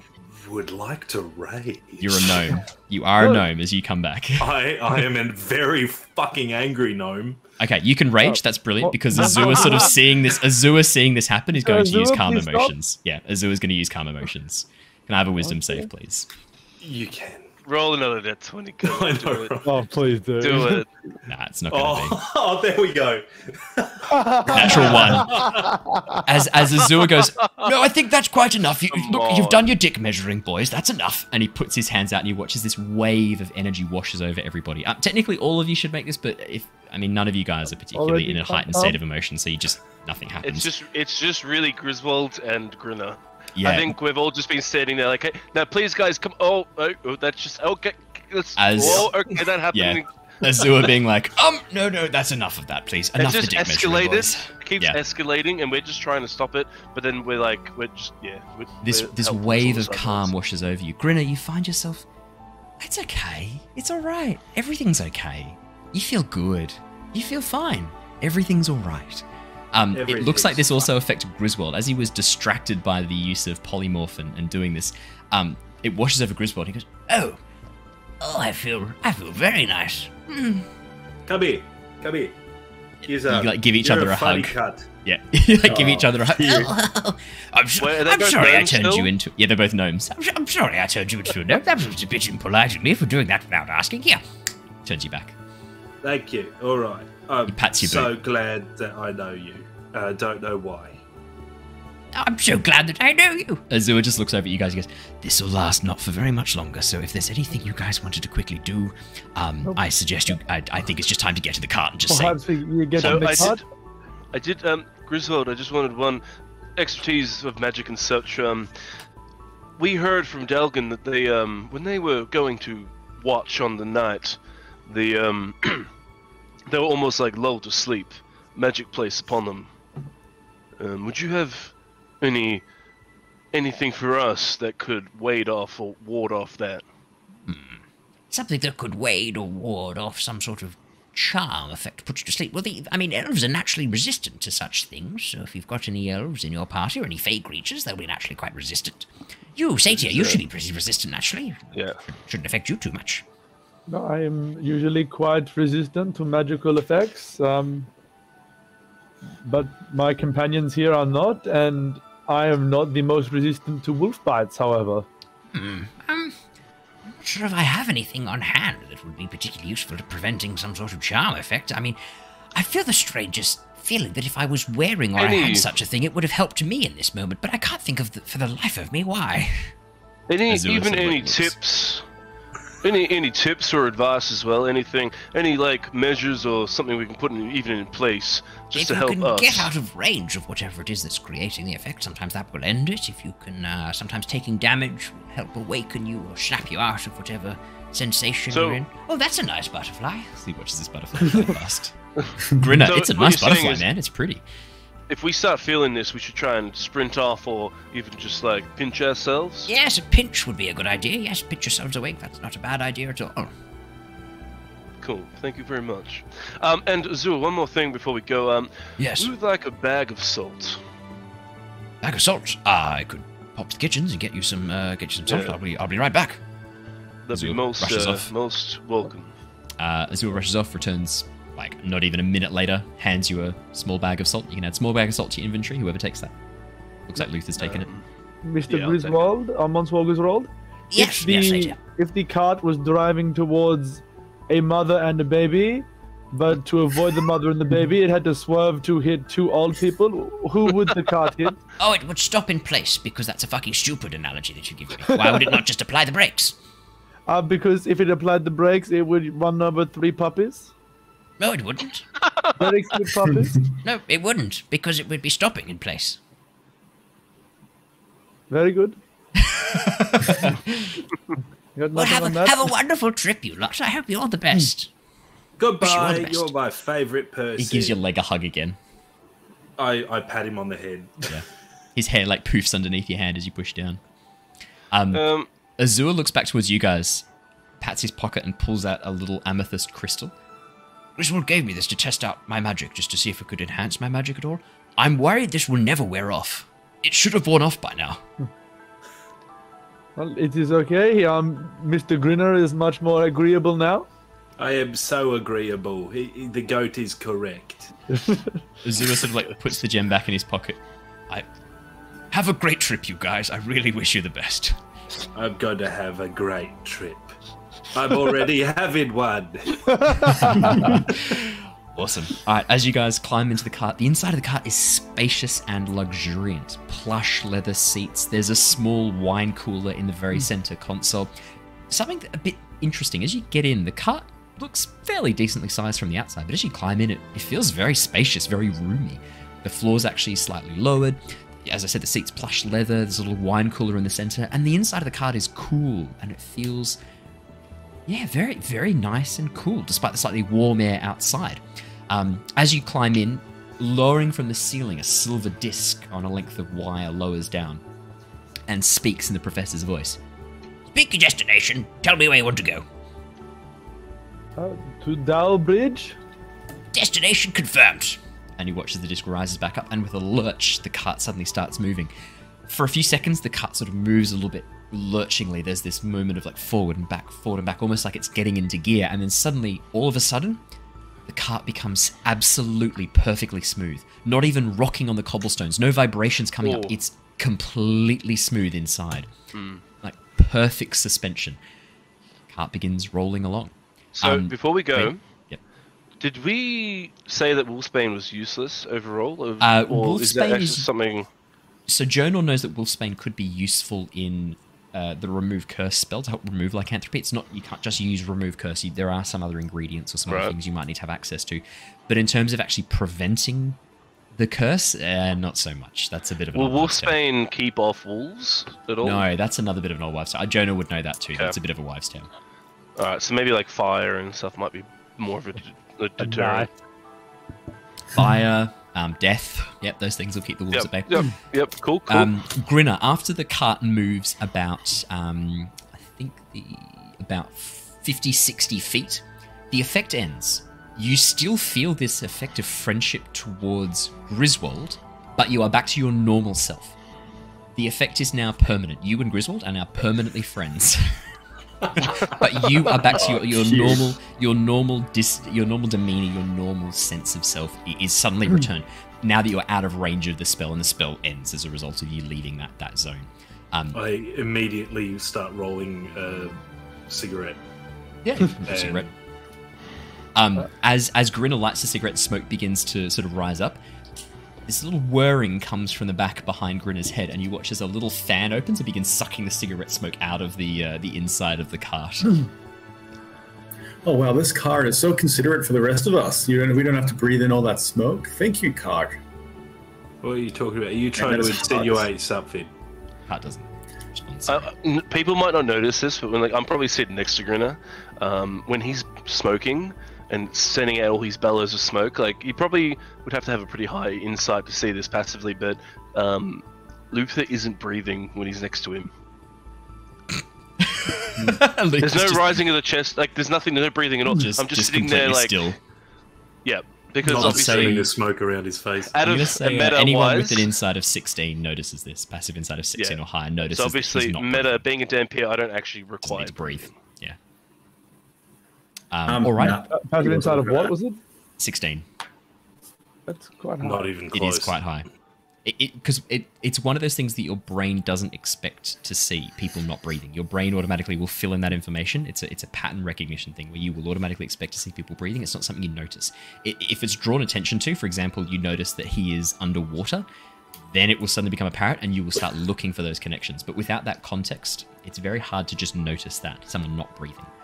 I'll do a little bit of time skip as you guys carry on the cart. It's a sort of a day and a half's journey across the tracks as you go. The inside of the cart is actually comfortable to sleep in. You don't need to get out of this and stop it to actually sleep.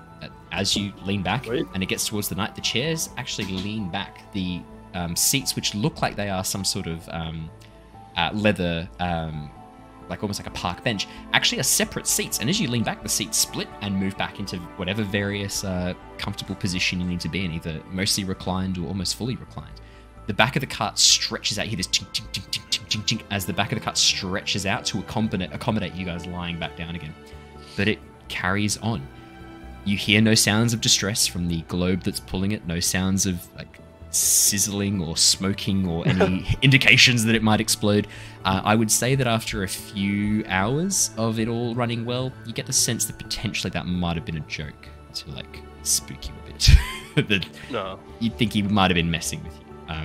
Roughly what percentage do we think that it was a joke? I'm going to say at least 75%. There's still a 25% gap where you're like, yeah, but he did also try and get Grinner to lie down in front of the cart. I mean,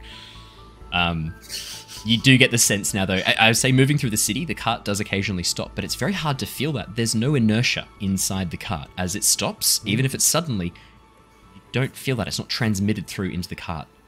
It feels very odd. Can we see the outside? Yeah, you can see through. Yep, absolutely. You can see through the windows. You get that VR sickness when you don't feel movement. And yes, no. Looking outside for prolonged periods of time is a distressing experience. You begin to feel quite physically unwell. Before too long, you have to close the blinds and not look at the outside world because, there's no sense of motion inside this thing. So this is more of a carriage than a cart. It's a carriage, yeah. Think of it as a cart. Yeah, think of it as a carriage enclosed around all sides. It's fully enclosed. Yep, gotcha. But very well pointed out, Jonor. I was going to mention that, but you beat me to it. Yeah, heavy motion sickness if you look outside this thing because there's no sense of motion. There's no rattling or moving back and forward. It feels very bizarre. For particularly Tithla and Theodore, who maybe not have ridden in a cart more than once or twice before, this is a weird experience. But I'm not as weird. That I can I'm pretty glad that I can just ignore the outside world and pretend that I'm not in a cart. Yeah. Because the one time I did, the bumpity bump with the horse in the cart was unpleasant to say the least. Yeah. Prefer my own two hooves. No bumpity bump here at all. Very, very smooth and still. As it's sort of midday when you guys depart, it's sort of coming into the evening when the cart does eventually stop. You feel it come to a halt. Not very obviously, the only thing that gives it away is all of a sudden the cart lurches in place. As you sort of like get thrown around and open up and look, you can see that the sun is just beginning to set over the horizon. And in front of you, outside the window of the cart, you can see these ruins of a town crumbling. Broken walls and fences covered with vines, leaves and thorns, brambles. Not so much a town, more the idea of one. Something that's been left behind, something that's been forgotten for a very, very long time. A little cylinder starts to lower from the ceiling once more. You have arrived at your destination. Returning to base in 10 minutes. And the cylinder goes back up. That was bloody quick. Wait, so we got 10 minutes to get this done. This thing doesn't stay here. It just goes. Okay. Hey, Car. It's not going to take 10 minutes. Hey, Carriage, sorry. Carriage, can you hear me? No response. He looks up to the... Yeah, no response. If we take his wheels off, he can't go then. I think you have been shocked with electricity. More than enough for one day, Mr. Grinner. Yeah, look, that was worth it. He's my best mate now. Yes. I personally wouldn't touch the wheels. I agree with Theo here. I don't know this is going to be... That would be a good thing. I wouldn't touch it. Yeah, but it was such a smooth ride. Yeah, perhaps it'd be less smooth if you take all the wheels off. No, you can put it back on. Come on, mate. I think this might offend your new best friend. This is true. Yeah, all right, we'll leave it be then. The goat has spoken. I think we're going to have to take what, sort of comforts we've had up until now, and I think we have to say goodbye to them. I think we're on our own out here. Well, nothing we ain't used to. Was it enough time for a long rest, Owen? Oh, yeah, you've all had a long rest inside the cart. Absolutely. Yeah, absolutely. Jonor does look a little bit uncomfortable when you say it's like, oh, we're going to be going into the rough now. He tries to, put on a brave face, but he's a little bit rattled. Not rattled, but he's just like, oh, okay. That's a good question. How often has Jonor been in the rough? Like, how often? Never. Because you've always, Yeah, always you know how many times I've been out. Yeah. Yeah, Jonor's been outside a handful of times. Even though he was staying in the inn while you went to go investigate the... Yeah, he was in the spectral owl. Hey, Jonor, you're a bit pale there, my friend. Is that a bit of sweat? You okay? Yeah, no, I'm perfectly okay. Yeah, I'm fine. I'm definitely going really well. And he looks up and down, up the other carriage window just to see if there's anything on that side. Yeah, I'm doing perfectly fine. You can see a large hill rising on the other side of the carriage window, up on the other side of the road. There's this large road that's led you into the town. The road actually continues. This little branch that leads off to the town looks like it was maybe once the old main road, but it's fallen into disrepair. And up on the hill, you can see a large oak tree outlined in the rising moons. Nostea has twin moons. Wait, what time is it right now? Getting into the evening, about sort of 5:30, 6 o'clock. Because it took you a day and a half to get here, and you left halfway through the previous day. So that's unfortunate. It took us Okay. Yeah. I think perhaps we should make for the high ground. I know Mr. Whatever his name... Diglin.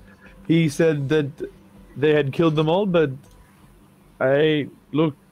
he was feverish and lycanthropic. Perhaps the wolves will return. Yeah, I'll take point on this one, but can we talk about this out of the car? It's about to go. I don't want to be... Oh, yes, let's get out of the... Yeah, I don't want to be going back to Oxenford right now. No. What do we want to do here? Do we want to set up our own base camp, or do we want to go straight for the manor? I think we need to go up that hill. We need to have a look, reconnoiter the area, and see what we got to work with. Tithla is going to speak up. Yeah, but last time they went up the hill, they all got attacked by wolves. Yeah, right, but then they all came down the hill, Tithla, and they all fucking disappeared. So I'll take the enemy that I know. Do remember, though, do remember as well that they all fell asleep first. They were in the camp, fell asleep, and then they got attacked by wolves. If we just go up there for a quick look and get a lay of the land, we should be fine. What was that, Theodore? If we just pretend to fall asleep, maybe the wolves will come and we can surprise them. What we're going to look at here is, what's our objective here? Are we shooting straight for the manor, or are we going to look around first and get some clues? Well, I'd like to get a lay of the town at least and see where the fuck this manor is, because as far as I'm aware, it's ruins right there. You've probably got an hour left of daylight before the sun fully sets. The moons are beginning to rise over the east. The sun hasn't fully set in the west yet. There's still probably about an hour left of daylight. It's about 5:30. Well, I myself, I want to check out their base camp, the White Tower first, the one that was actually situated in the town. All right. Yeah, right. Brilliant. Yeah. As you guys walk down the main road, you can see, yeah, this town probably once was. It looks like it was once large and expansive, but now is abandoned. Collapsed houses and charred ruins, overgrown with choking weeds and brambles, are all that remains of this once what looks to be once a quite wealthy town. Clearly some sort of logging town. You can see on the outskirts the remains of once was probably a sawmill. Yeah, exactly. Theodore's like, they got what they deserved. Probably what was once a sawmill. You can still see the abandoned sawmill in place, the large central blade having rusted and fallen into one of the nearby trees. And Theodore, to your great, I would say, happiness, you can see the forest has begun to reclaim this town. Trees growing through the abandoned buildings, thickets and brambles, choking what used to be doorways and windowsills. All the roofs collapsed and caved in, most of the walls as well. The road itself, weeds and dandelions pushing through the gaps in the pavers. As you begin walking down the paving stones, a sense of quiet begins to settle. You should be able to hear the sounds of the night, crickets, other nighttime insects coming out, but you can't hear any of them, Theodore. This place is eerily still. Eerily silent. Can I make a survival or a nature check to work out if any of these things are... Yeah, survival or nature sounds like a great idea. I'll keep talking while you do that, but that's absolutely, I'll give you a little bit more information. And I'd like to make a look for anything out of place check. Perception or investigation. As you guys keep walking down the main road, it doesn't take you long to find what was once the campsite. You can see that a rough bonfire has been erected. Stones around it. Looks like the White Tower did their best to set up what looked to be some sort of permanent camp. You suspect they not permanent, I should say semi-permanent. It looks like they were expecting to be here for a little bit of time. And they brought provisions with them. You can see a number of shovels and pickaxes leaning up against a makeshift A-frame that's holding them in place. You can see sleeping rolls still laid out, a spit still over the fire with the charred remains of food still on it, now long burned and turned to ash. Grinner, your perception was an 11. As you have a bit of a look around, the town seems in ruin. There's nothing here. This place has fallen into disrepair. It's very hard to believe that there's anything of interest here. Theodore, how'd you do with your nature? Yeah, for some reason you got a 23. It's gone through for you. I got a 23, yeah, but it's not coming through to roll 20. Wait.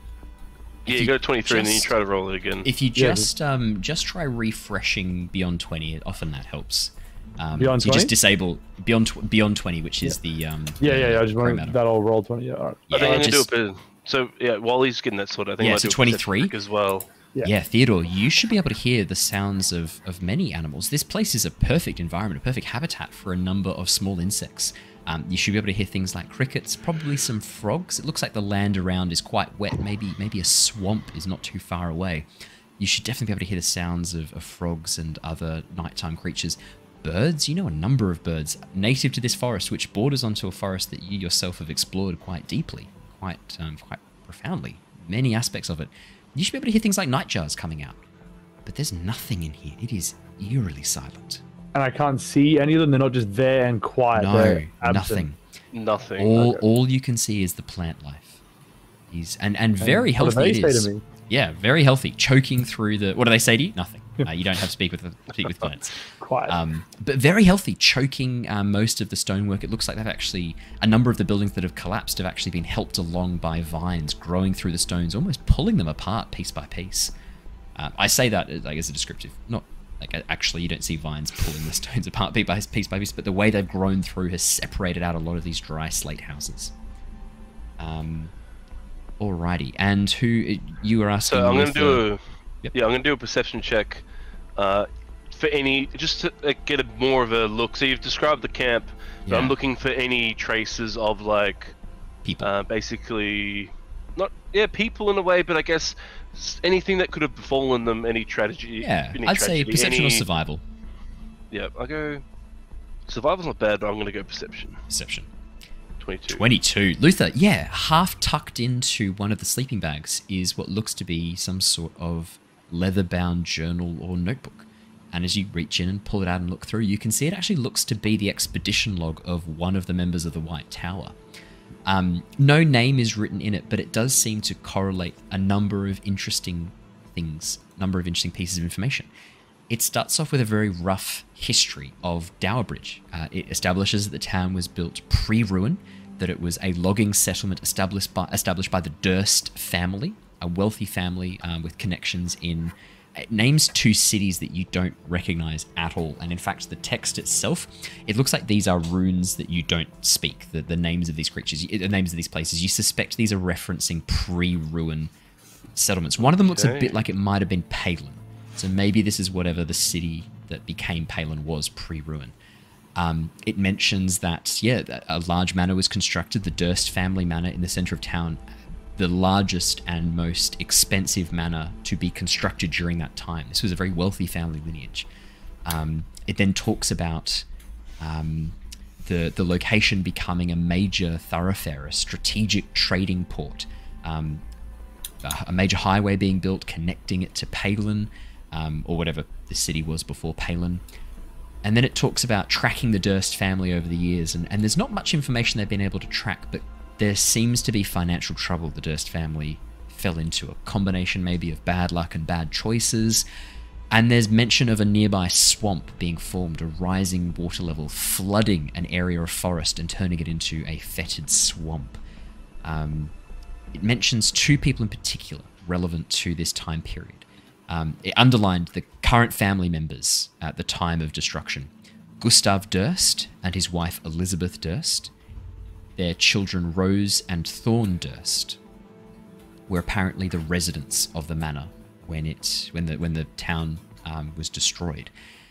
There's information, not too much extra about the Durst family, just some information pointing out various important locations within the village itself.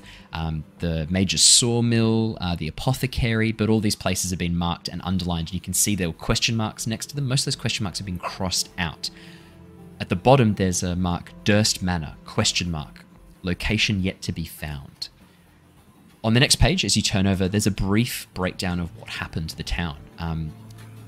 Villagers claimed that it burned to the ground, leaving nothing behind. That those who escaped told tales of this darkness sweeping across the village, fire destroying the town, and those few who escaped haunted by the memories of what they saw that night, but unwilling to speak of them. The accounts, and then there's literally a section underneath the sentence, the accounts seem vague and foggy.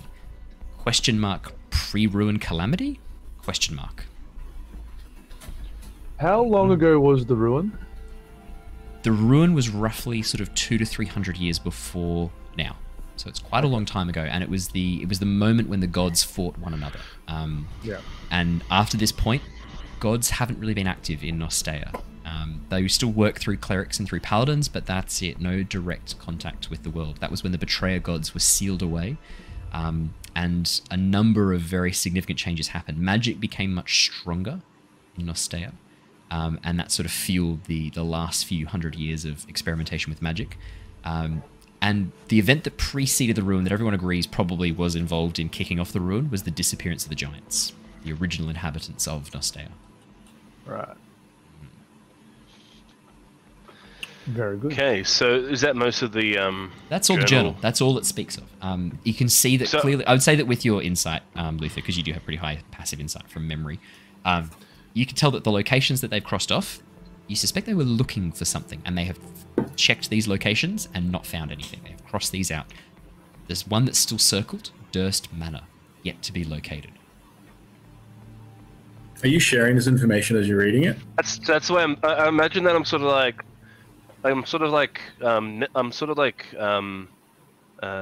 squatting aloud, squatting down. I found the book, and I'm sort of turning through the pages, and I'm probably just sort of looking at it, reading it, and reading it out, and yeah, sort of like, Dow Bridge, prior to ruin, Durst family center, manor in the center of town, very wealthy family, strategic port, and going on and on and on, basically what we all just heard. I wrote down pretty good notes. So yeah, I would tell everyone that though, so they're all aware. It seems like a bit of a... You go. Keep going. Go on. It seems like a bit of a coincidence that this manor they couldn't find, and our halfling friend was saying that there was a building that appeared that appeared at night. Do you think there's any sort of connection between those two? So this is just a educated guess. I would say that is Durst Manor. That's my personal opinion. That sounds like putting everything together. The Durst family had some trouble, bad choices. The swamp taking over some of the area could indicate a form of corruption per se. I'm just speculating here, of course, but and then obviously maybe Elizabeth and Gustav, they came across some sort of ruin or some form of bad luck, and it just seems like everything points to the manor, and maybe something like a darkness formed there and spread out. Maybe they turned to different alternatives to try and cure their bad luck. Speculation, of course, but like I said before, I think we, to find out this mystery, we're going to have to enter that manor when it pops up. Right. Well, as soon as it appears, we can make a beeline. I would, yeah. Also, with your perception, Luther, you can see tracks leading towards a number of different locations around town. You can see that the shovels still have some caked dirt on them. As the rest of you have a bit of a look, as Luther points out these tracks, you can see they seem to lead to a couple of the ruined houses. You can see patches where some of the weeds have been cleared, maybe a small area has been slightly dug, and then it's been given up. There's not been much else done. Did my survival help me? Yes, your survival shows you. Yeah, your survival shows you that initially there's quite a lot of chaos around the campsite. It looks like people were grabbing shovels, heading to lots of different locations. You can see drag marks where the shovels were dragged behind them. It looks like they were trying lots of different spots, and then over time, you're not sure how much time. Most of the tracks then lead towards the north. You guys are currently coming in the south entrance of the town. It leads towards the north, which is deeper into the village. Yeah, that was my question. Are there any that don't lead to any of those crossed out buildings? Well, yeah. So I'm sort of trying to piece together from that where the last place they went to was. Yeah, the tracks towards the north, it actually looks like those were the most recent tracks. And you can see that the shovels were stacked very neatly. It looks like maybe some food was still on the spit, ready to be eaten. You can see that it's turned to ash and cooked away and the fire's burnt itself out. And the tracks all get up and lead towards the north. They didn't bring their sleeping bags with them, their bedrolls, but most other equipment's gone. It looks like whoever it was, and whatever state of mind they were in when they left, they weren't in a hurry or in danger. They packed up what they would need, or what they thought they would need, and left what they thought they wouldn't, and headed towards the north. And the tracks lead directly north towards a large open space near the center of town. You can see probably what was once a fountain, crumbled and mostly ruined now, with a sort of few patches of dark, dank water collecting in broken aspects of the bowl. But beyond that, just more of the ruined town. You guys have been spending a little bit of time here. The sun has just begun to... I probably would be tracking the hour as well, to be honest. I'd say this, like going through that's taken you sort of about 15-20 minutes. The sun has continued to set a little bit over the horizon. 40 minutes left. Yeah, and you can see that darkness is beginning to creep across. As it does so, it feels like a very deep darkness. The vines almost look like arms reaching out towards you, tendrils trying to grab at you, and as you turn and look, there's just vines and weeds growing in the cracks between the walls. But this place has a very strange feel to it. Sense of being watched. I'm gonna take my spectacles off and put them in their case and put them in my pocket. Okay, and do that, yeah. Jonor's going to start ritual casting Detect Magic as well. He's getting the heebie-jeebies and he thinks something's going on, and he's going to try and figure if have a little bit of a peruse. So that'll take 10 minutes. Have I brought everyone up to the fountain now? Are we all around the fountain? No, at this point you can see it in the distance, but you haven't walked towards it yet. So Jonah's going to have to stay still to do his 10-minute Detect Magic. He can't really move too far from where he is to do it. Yeah, guys, this feels a little bit weird. I'm just going to have a bit of a peek with my magic guys if detect some magic around. Just hold the fort, I guess. Don't leave me alone. This place is weird. It'll take me 10 minutes. You do you, Jonor. I'll stand guard, don't you worry. Oh, thank you very much. I appreciate that a lot. Just get on with it. I probably wouldn't just stand around. I probably would stray a little bit, but not too far at all.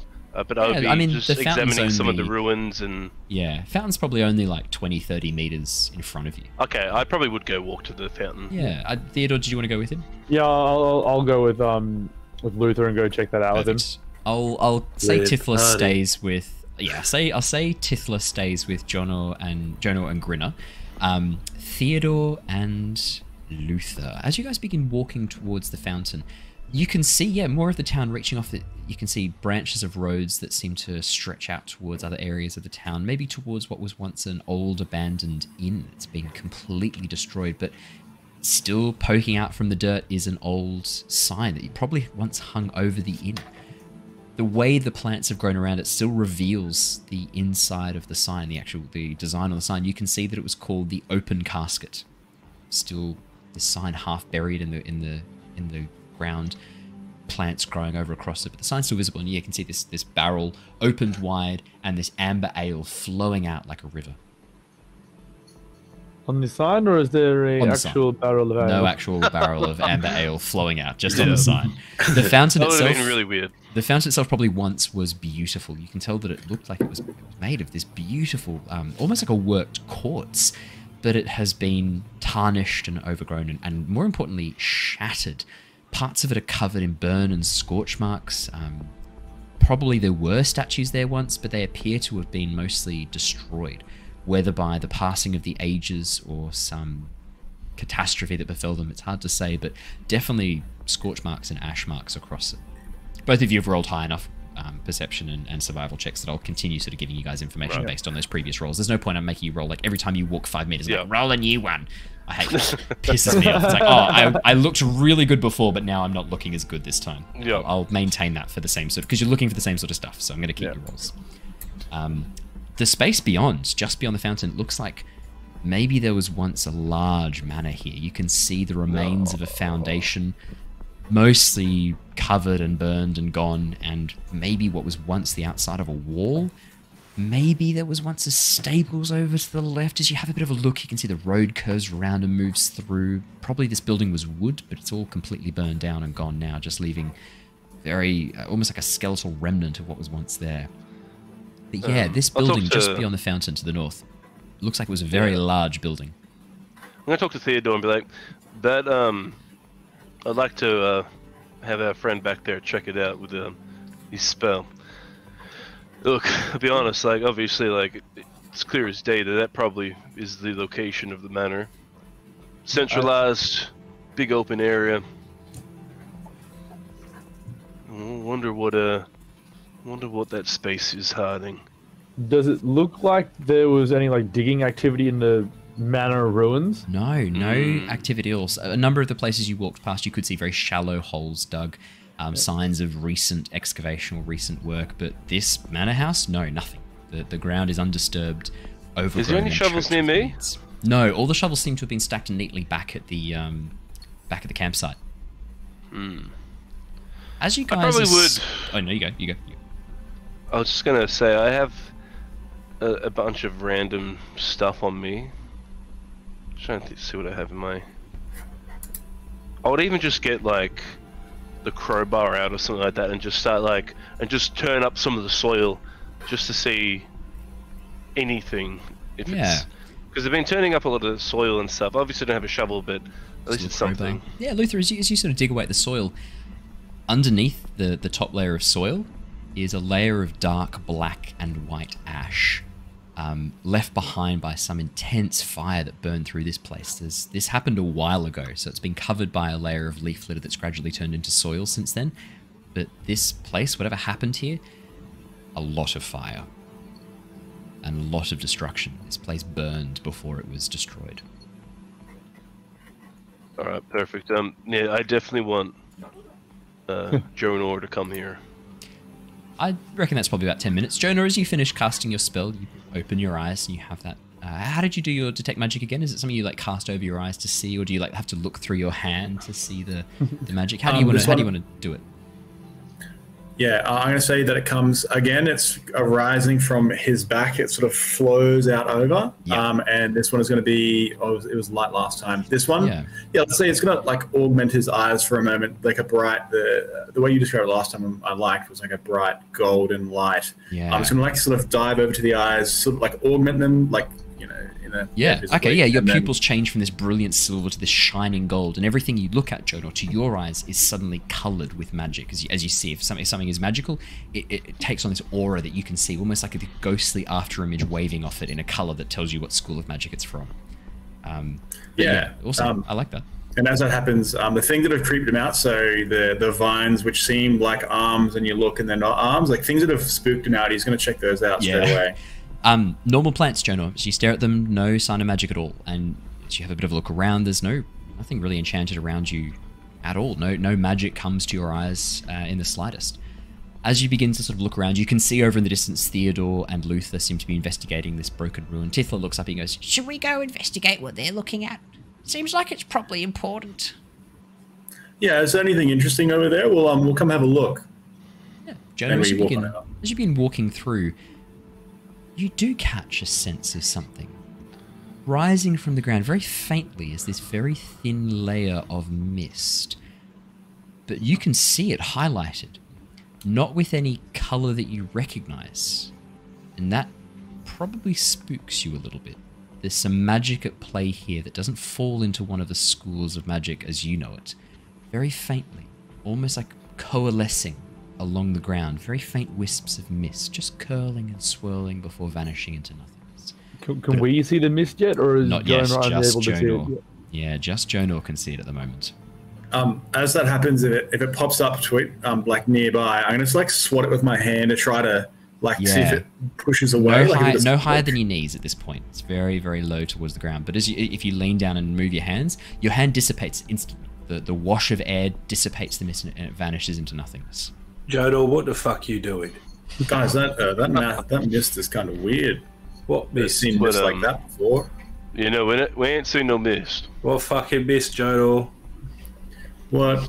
Can I jump between seeing and not seeing to like apply the lens? Oh, yeah. Is that, Absolutely. No. I think that's absolutely fine to do. I'd argue that you can just concentrate and focus, and the magic will not dissipate, but lower, and then you can raise it in intensity again. Yeah, I'd say that. It's gone when you remove the magic. Evocation, illusion. Is this surely illusion? And I flick over. It's like, oh, you guys can't. I can't see that. And I flick back. I thought there'd be illusion magic here. I can see some mist coming out, and I just wash it away, and it's just like a cloud. Jonor, I've traveled with you before. I've seen this in play, but I've seen you do your this spell. Normally, you can always pinpoint the school of magic. You can't. Yeah, I'm trying to, but it seems like it'd be illusion, but I'm really not sure. I'm not getting any of the normal like feelings about it. I don't know. Where is it? Where's this fucking mist? Is there just one, or is it like it's coming around all over around the ground? Everywhere you look on the ground. Very faint light, almost like 10, 15 centimeters thick, Jonor. So very thin, but just rising from the ground, these little tendrils that rise, curl, and then dissipate into nothingness. Grinner's going to punch the ground. Grinner, you punch the ground. It hurts. It hurts your fist. I'm not going to have you roll to take damage, but it does hurt. Yes, as you punch it. Do that do anything? Break into your hand. Yes, it does. Jonor, as you watch, as he punches, the force of air dispels the mist for a second around him, and then it flows back in around his wrist. Oh, you managed to knock it away. It went away and then came back again. Hold on, what if I do this though? I just start moving my hand in front of me. Does that also disperse the mist? There's no mist at his chest level, so nothing happens as you do that. He'd have to get right down and bend down and start. From your knees down, around there. I'll do that. How about that? Yeah, it does. Yeah, I mean, it's sort of working a little bit. Stupid. But I'm telling you right now, I don't think we need to punch the ground anymore. I think any movement through this will disperse it and move it around. I'm going to cast Firebolt onto a spot where I can see mist coming up from. Right, yeah, you summon fire into your hand, no warning to your friends, and throw this ball of fire at the earth. Yeah. You guys watch as Jonor just summons fire and flings it. The firebolt flies through the air, smashes into the dirt, letting out this puff of smoke, spraying up some earth. The mist dissipates for a few seconds, Jonor, and then moves back in again. Guys, it's this is a bit weird. It's everywhere in here. Quickly, Jonor, does this mist, does it form the foundation of anything like a house? No, it's just... let's check our surroundings. Just incorporeal mist, Jonor. Yeah, everywhere you look, it's just a very thin layer of this mist. All throughout. It's now been enough time. We're standing near the manor. Yeah, it's now been enough time. The rest of you now can start to see this mist forming. Very faintly, but it's no longer just visible to Jonor's magic eyes. It's now visible to all of you. Just very faintly, thin wisps rising. Jonor, have you missed this before? That's what you see. When you say it's forming, what is it? Is it like tendrils coming out of the ground and forming, or is it like just it's coalescing just above the layer of the ground, very, very faintly, sort of thin layer of mist. Tendrils sort of rising up every so often and curling and then fading away. Jonor, that's probably been... How long can you hold your detect magic for? 10 minutes. Okay, yeah. That starts to wear off then as you begin looking around, and as it wears off, you can still see the mist. So, I remember Delgan said he found these tracks that led to a certain spot and then disappeared. Yeah. I don't know if we were able to find those tracks. Yeah, no, you guys followed them. That's led you to the fountain. That's what we followed. That led you to the fountain and then to the edge of the manor house. Yeah, absolutely. Okay. Or the edge of what was the destroyed area. Yeah, absolutely. Yeah. Cool. Awesome. Okay. Do we want to go on? Sorry. I was just going to say they disappear, but nothing walks just past back. The fountain. No. One direction, There's no just return? past the fountain, and no return footsteps. Okay, yep. Go on. Should we try to set up base or our fort in like one of these buildings nearby, just to give ourselves a defensive position? I do think it'd be good to have a defensive, sort of like a base camp. I like that idea. Tavern. How long do we have left, Owen, before it sort of hits nightfall? 20 minutes tops. Are there any the sun is now disappearing. Are there any buildings here that are still like big enough to have walls? And no, the walls, any walls that are there are like knee height. Roofs gone. There are a few freestanding beams, but that's it. And they are only. What about cellars that haven't been silted over? You have no idea. That's a good question. You don't know. I think if we're going to have a chat to this, we're going to have to find ourselves a root cellar, because these walls are not going to be defensible at the slightest. So I suggest, and I pull my glasses out and put them back on, that we have a quick look around before we run out of daylight. And do we really want to be trapped in a cellar if we get ambushed by spooky mist and spooky wolves? No, absolutely not. But if they only got one way in, we only got one way out, and we can defend from there. They can only come in one at a time. That is the best defensible option that I can think of at this time. All right. So thinking about, I've probably been looking at the village the most out of everyone. Yeah. As I've been walking through it, what to me would scream the most defendable position, or what would give an indication of a basement? Maybe the pub would have a basement, because they might have cellars and stuff to keep like casks of like it's not bad alcohol. Logic. Yeah, not bad logic at all. I think that's probably the best one. So yeah, I agree with Theodore there. I think. Wait, was it Theodore who said the pub? The pub? You said the pub, right? I was opposed to the cellar until I was convinced by the defensible logic. I think we go to the pub. I think that's the best route. I think the pub's always the best option. Always the best option is the pub. It is, isn't it, Grinner? All right, everybody, let's go to the pub. I'm gonna start setting up a defensive perimeter. I've already bought some bells and such with me in fishing line, so I'll set that up. Grinner, could you start forming some? Well, let's go have a look for us at it actually. Yeah. Before we start making we can find a basement. The pub's kind of across the village square from where the manor house probably once was, and its ruined walls and shattered exterior belie a pretty solid foundation. I'm gonna sneeze. I can do that, by the way. What was that? Sorry. Yeah. Oh yeah. What was that, Has? I said a spell I can do over the snare. Very nice. I like snare. Yeah, as you guys head over towards what was once the pub or the tavern, you can see, I should say, the open casket.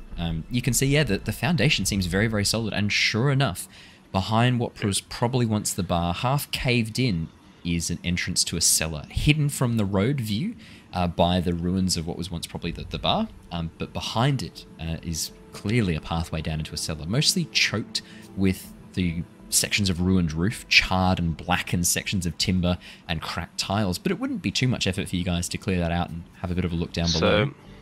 So, I'll give Grinner, because he's definitely the strongest out of us, I'll give him the crowbar and he can start just yanking things out the way.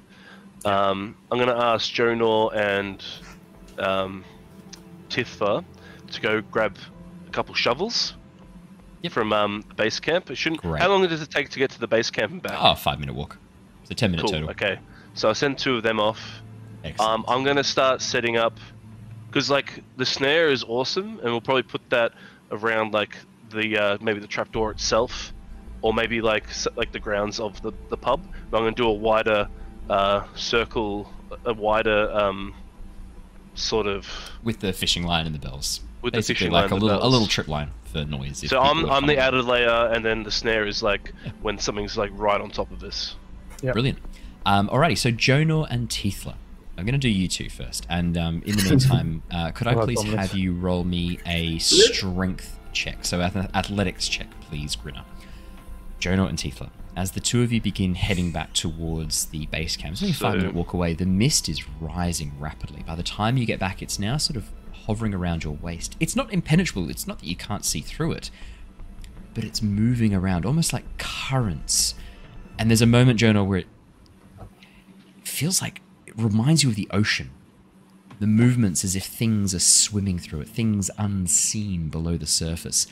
Can I have you please make me a sanity check as you are staring into the mist as it rises around your waist? Yeah, no, he's... Oh, hang on, I think did I choose strength? 8. No, that's worked. Sanity, oh, no. 8. I use strength, so... No, yeah. That looks like it's... Oh, as in you've used strength for your sanity. I can fix that for you. I mean, it has a +6 to whatever it was.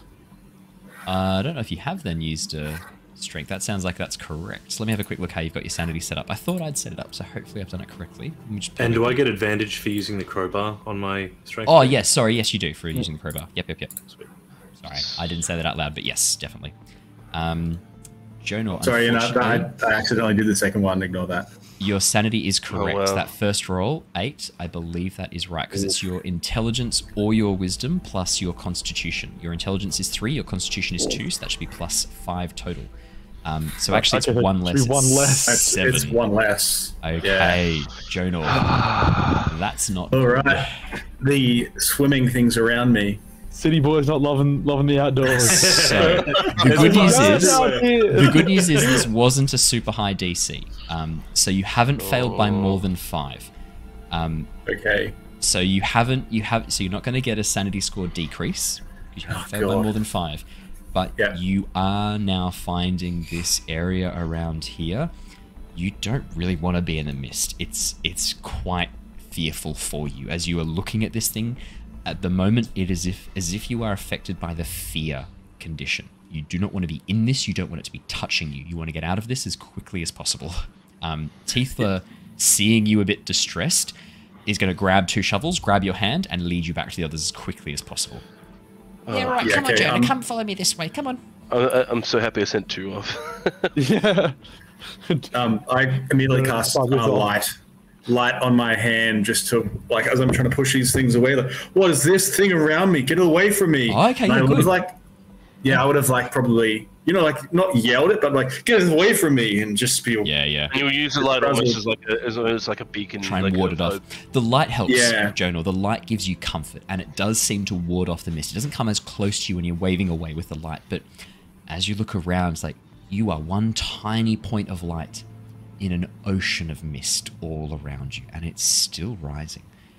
As you guys begin heading back, you can see the mist seems to be coalescing around the area where the fountain is and the center of the manor house. You can see the mist is rising quicker and quicker, and as Tithla drags you through the mist, for a moment it wafts up over your head, and you are in it just for a brief second before this wave of air pushes it back away again.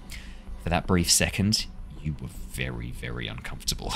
Tithla pulls you through on the other side unharmed, but you don't want to be in this. This mist is really starting to spook you. He's going to be taking like long breaths as he's above that. He's not hyperventilating, but he's not far from it. Yeah, he runs back with it. Yep. While that's been happening, Grinner, 13 and 12. That's not ideal. You do manage to bust through part of the opening. But underneath the cellar, as you look in, these stairs don't seem to go too far down. It looks like part of the underground section is caved in a little bit too and filled with water. You get the sense that while you could clear out and get in here, it's going to be a bit of extra work. You are not going to be able to do this very quickly. It's not going to be a 10-15 minute job. It takes Jonor and Tithla about, I'm going to say 8 minutes to get back to you, because Jonor was quite quick coming back. Jonor was quite fast returning. Tithla with the 2 shovels, as they sort of come pushing through the area. Jonor, the mist isn't as strong here where the tavern is. It looks like it's not pushing through into the building as much. There's still mist moving through around the floor, but it's not up to your waist anymore in here. But everywhere else outside, the mist is rising, almost as if from the ground. No sign of the manor outside? No sign of the manor outside. Not yet. While this is going on, Theodore, you're setting up your snare. Luther, you're moving around with your fishing line and a few bells, just tying it off to the major entrances and exits, creating a little bit of a moment, creating a little bit of a safe space. As you guys sort of, as Jonor and Tithla return, suddenly there's this influx of air, as if air is being pulled towards, away from you guys, towards where the manor once was. And then suddenly, this sudden rush of air, as if growing from a single point in space. The manor house explodes into the space where it once occupied. The mist is pushed away before swelling back around it, almost like an ocean, and waves crashing against its walls.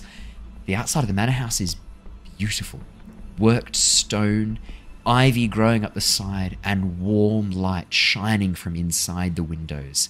You can see that there are lanterns lit over the front door across the square, shining through the mist like a lighthouse, beckoning you across this ocean. And inside, in the upper window, Luther, what's your passive perception? I believe your perception 15. is 15. Anyone who's got more than a 14, so 14 or higher, Luther, for a moment you can see what looks to be a figure moving across the window, as if passing in front of a warm light. Just an outline, a silhouette moving. Hard to make out from this distance. Looks like a humanoid. What was that? Sorry, Theodore? Just like a... Yep. What was that? Yeah, I was just commenting that there is someone inside the manor. You've got a 14 as well, so yeah, Theodore, you see this also. Yeah, you see this as well. I can see that as well. Does the shape of the figure look like an adult or a child? Yeah, I'd say an adult humanoid. And given that both of you are a 15 rather than a 14, you've got more than the bare minimum. Your guess from a distance, hair looks a little bit long, so maybe a female or maybe a male with long hair. Does that match the description of anyone from the Two Moons? Yeah, I mean, the Two Moons description that you were given, you know that you're looking for potentially a half-elf. You know that one of the members was a female half-elf wizard with long black hair. Right. It'd been her walking across the window. the light shining behind her. Would that happening?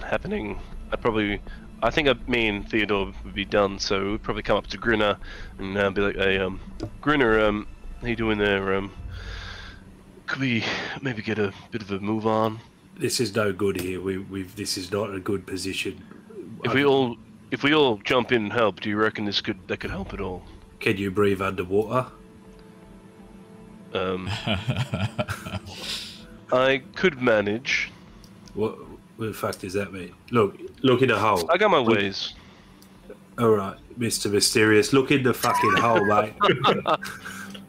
All right. Yeah, as you look in, it's filled partly with mud and water. Look, you could go in here, but you're going to be up to your waists in muddy, swampy water. So how long would it take to at least clear the way to get in? To get down there, it's going to take you guys working together probably another 15-20 minutes. And even then, once you get down in here, there's no guarantee that clearing this out won't collapse it further. It looks like that this area has sunken in, the walls and floor of the basement having collapsed in through years, hundreds of years of nobody maintaining them. And the water levels or whatever swamp is nearby seems to have partly flooded this basement. How far is the manor house from where we are? 35, 40 meters, just across the middle of the town square. Should we make a run for it? No. I'm going to pick up a piece of mortar that's still lying around. Just piff it at it. Yeah, I'm going to absolutely peg it at either the door or a window, whatever I can peg a rock at. Maybe just do like the wall for now. Throwing it like a shot put, like 35, 40 meters. That's an impressive shot put. No. It's like just like it's more like a rock. I'm not shot. Yeah, like okay, pegging a rock. Okay, yeah. I mean, you pick up a rock off the ground and peg it. It disappears into the mist. Do you want to make me an attack roll? So we'll use your thrown improvised weapon that I've already got in your stats that you should be attuned to. Just click on that, and it'll make an attack roll using that. Should use your strength to do this. If I've set this up properly. Did that roll? No. I can't see it yet, but it might just be in the. There we go. Oh no, that just did the damage. Just the damage. That was just. If you just click on the little dice icon on the character sheet next to it. Yeah. There we go. Yeah. There we go. 21. You're aiming for a window, you said? Window or a door, yeah, whatever's closest to where I am. Both equally close. So you tell me which one you'd like to aim. The front door is standing there, but there's also windows. Maybe not a window right now. We don't want to like completely alarm anyone. He says that as I throw it at the window. You see the rock vanish into the mist. It's your call. A few moments later, you hear the sound of breaking glass. Damn. Well, all right. So it's actually there then. Was that a ground story window or? You think so. You didn't see it hit because the mist is now pushing across quite heavily, and it's very hard to discern things in the mist. Just the light shining from this manor house through the mist, but you suspect probably a ground story. Is there any other noise? I know that mist dampens sound, but there's no other. No other noise coming through. Just the sound of breaking glass. To that? Just the sound of breaking glass. Nothing more came to any. No more silhouettes. No more silhouettes. Just the sound of glass breaking. I think we'd probably stay motionless for a minute and probably just listen. Yeah, as you stay motionless and listen, I'll use your previous rolls. I'm happy to do that because it's still part of investigating the town. Yep. Silence. Nothing at all. In fact, that eerie silence is really starting to get to you, Theodore. There's no animal noises. There's nothing. I do not like it here. Yeah. How's the undead? Well, sorry, the whooshing untouchable creatures. Is it still washing around me, or is that faded? So you can't see. It's not that you saw anything. It's just your imagination. The way that the mist was moving, it kind of reminded you of that. Maybe when you were a bit younger, Jonor, you read a story about leviathans of the deep, creatures that exist in the deep ocean. The mist moving kind of gave you that. Hey, he's back. Jacob's here. Hey. Oh damn! Just in time. We're so sorry. There's been some stuff. Okay, bye. Okay, bye. So yeah, Jonor, you still get the sense that there's things moving through the mist, but I would say that with the light shining through it, where the light is shining from the manor house, you just see mist. There's no hidden shapes hiding in it. There's nothing for your imagination to fill because you can see through it. You can see the light shining through. The manor house to you seems almost like a safe place in this island of mist. a safe island in this sea of mist. Can I grab a shovel off Jonor? Tithla has the 2 shovels, but yeah, you can take a shovel off Tithla. Give those people. Here you go. And I'm going to start digging a trench in front of the walls around the pub, like directly in front, just to try and build the walls up a little bit more and create a bit more of a defense. Oh my god, this is going to take you hours. I know. Okay, but I'm starting. Okay, you start. I think it wouldn't be bad to. I think it would be good to just observe the mansion for a bit anyway. I think that'd be a good idea. So we probably do maybe have a couple hours we should observe before we just run in. Yeah. I'm digging in, lads. I don't give a fuck what you do. And my tripwires and stuff, they're not directly like in the pub. They're situated around it. Around the outside, yeah. So we'll hear anything on the outer, boundary. Yeah. As you guys begin, as Grinner begins basically trying to shore up the walls by digging into the earth, Grinner, you're probably the closest to the mists at this point. I'm going to need you to make me a sanity roll as you spend more and more time, the mists closing in around you and rising. Now, for those of you inside the pub, the mists are now up to your chests. For you, Tithla, you are now fully immersed in the mists. Could I please have a sanity roll, Tithla? Do you want that as my strength for the ability? Nope. Your sanity is based on your wisdom or intelligence plus your constitution. I've already given you a skill. If you look down the bottom of your skills... Yeah, no, I know. I just clicked on it and it's asking to select an ability. I should have already done that. So let me... I'll just select... I've chosen wisdom. No, don't do that. Don't do that. It should already be a separate thing. If you just click on the dice... Yeah, Tithla got a 24. Nice. That's what we call a natural 20. I've been practicing. Oh, okay, nice.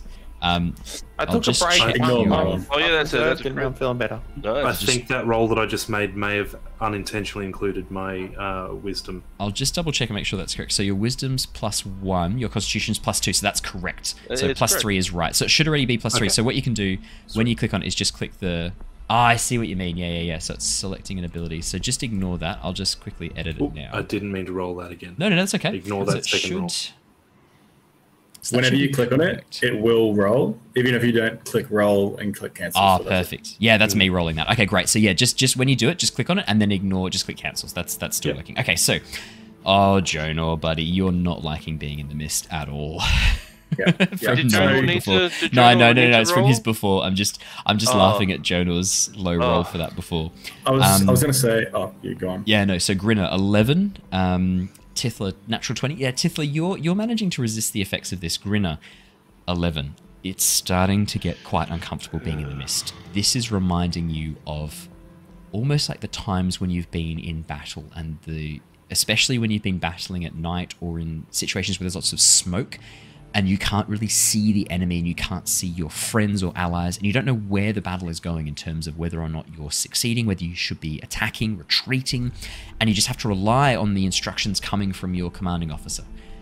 There's no instructions here, just this eerie silence and the from the shovel as you dig into the earth.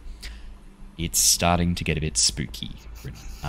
That is a pass, but you are definitely feeling a bit off being in this environment. You did mention before that it seems like it may not be as bad at the manor compared to where I am. Did you definitely? say? Yeah, Jonor. No, you can see the light shining from the manor, and wherever the light shines, the mist is see-through. So it's very, very mildly opaque where the light shines, like any source of light. And so the manor seems like this beacon of warm orange light in the midst of this sea of mist. Guys, I actually don't think that manor's too bad. I'd rather... Do you not get freaked out by this mist around you? It's like there's something in there. I can't see it and my light just goes through it, but... I fucking hate it. I hate it. Grinner's still digging. I really feel like that manor is just much safer over there. There's so much light. Don't you I'll think be that's honest, better over for everything we've heard about the manor and our current environment, the fact that manor is so inviting, that already is a cause of concern for myself. That is a bit too coincidental, a bit too obvious. Look, you lot, we probably got to go in there anyway, since that's where the others are gone. But let's just make this a defensible location. So if we do have to leave, we can come back here and at least have a better chance of defending ourselves if need be. Okay. You just hear soil and shovel noises. Alrighty. Because even I probably would be using a shovel inside just to create some more defensible like locations, like some walls and like shore up some defenses, like shore up some walls, create some like cover and all that, just in case we get into any fight. Grinner and Tithla have both passed their sanity checks for this. As the mist continues to rise, as time goes on, you continue trying to build up this area and trying to make it defensible. Theodore and Luther, you are the last two. The mist is now fully enveloped. You can only see about 5 or 10 feet in front of you at the very most. Your friends look like dark shadows moving through the mist. The only constant is the source of light coming from the manor and from whatever torches or whatever other light sources you've lit during this time. Night has fully set. It is dark. I need a sanity check from both Luther and from Theodore. So just if you click on the skill sanity at the bottom and just click cancel, it should automatically roll it properly. Oh, and I'm loving this, by the way. 17. Just as a small fuck. aside. Oh, that's not good. Oh wait, your sanity should be high, isn't your wisdom pretty high? Yeah. Owen, sanity's wrong. I've made a full reroll. Let me have a look. I will check. Your constitution's really bad though. What's your constitution? Is it -1? Oh yeah, it is. That's a problem then. So your sanity's -1 because your constitution. Right. Yeah. So you get +3 from your wisdom, but -1 from your constitution because it is a big boy fail. Intelligence. So that 5 stands then. That 5 stands, and oh no, the constitution actually is bad. Yes. Oh no! You need because sanity is not just a measure of your brains; it's also a measure of your fortitude, your ability to resist this. It is including constitution. I'm filled with regret at my terrible build. It made sense on paper. So, sort of. The question: do Dhampirs still have souls? Yes, they do. Dhampirs do still have souls. Alrighty. So, Luther 17's okay. Theodore 5 is not okay, and that is a fail of more than 5. Your sanity decreases by 1. Oh no! And how do I see what my total sanity is? So your total sanity is the combination of is 10 plus your wisdom plus your constitution. So your total sanity is 12. Not anymore. Where's this track? He's now. I'm tracking it. I've got it tracked.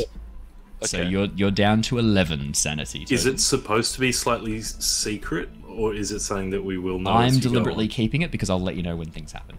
Yeah. It's not meant to be secret per se, but it's not something that I want you always thinking about until don't metagame the sanity. Okay. Yeah, don't metagame the sanity is the best way to describe it.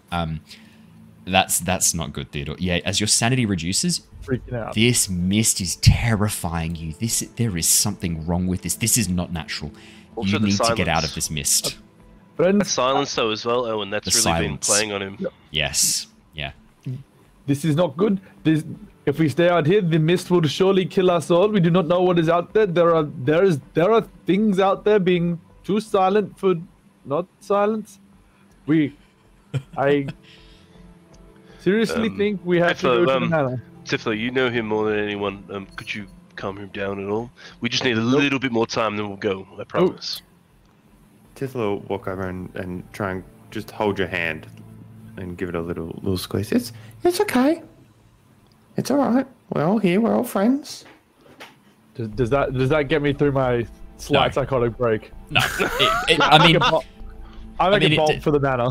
Okay. Can I try and grab him since I'm outside, sort of near? Yeah, you can make it. Yeah, you can make a grapple check. So roll a d20 plus your strength. Would be assisting dragged in that, given behind. that she's holding on, sort of? I'll make it more difficult. I'll make a disadvantage for Theodore to sprint. So Theodore, can you make me a acrobatics check with disadvantage, please? Or what was I making? Sorry, athletics check. Athletics check. Do it as an athletics. That's the easiest way to do it. So that's a 16, and with okay, no. Wait, why is? Oh wait, Theodore's got disadvantage. Theodore's rolling with disadvantage, so 16 and a natural 20. We'll take the 16. Grinner 14. As you go to grab, you just watch as Theodore just jumps up into the air using your fey leap. Using goat. Using goat. I think you've specifically got an ability that lets you jump called mirthful leap. Mirthful leap or something like that. Yeah. Bountiful leaps. Grin, as you go to grab mirthful leaps, Theodore just vaults you. It suddenly just boinks straight up into the air over the top of you. Theodore, for a beautiful brief moment, you are out of the mist. then gravity comes back, pulls you back down into it.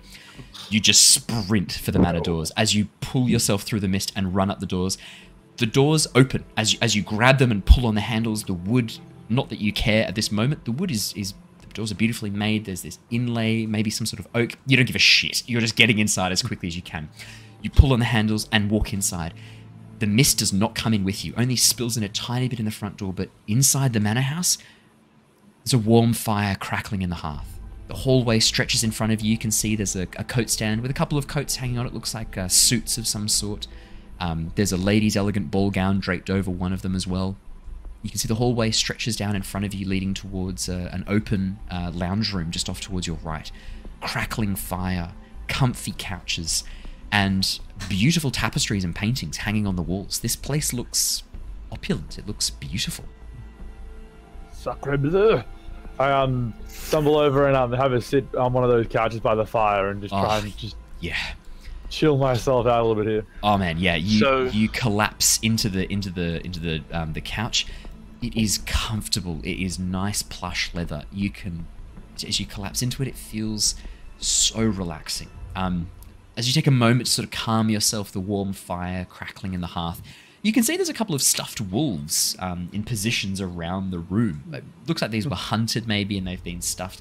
They're not in positions like growling or attacking. They're kind of like sitting as if panting or looking a bit puffed out. But interesting. The couch itself it's so comfy. In fact, it's so comfy, I'm going to bring you across to where you are. All right. That's pretty comfy. I think that doesn't make me feel like it's more comfortable. Okay. I see it.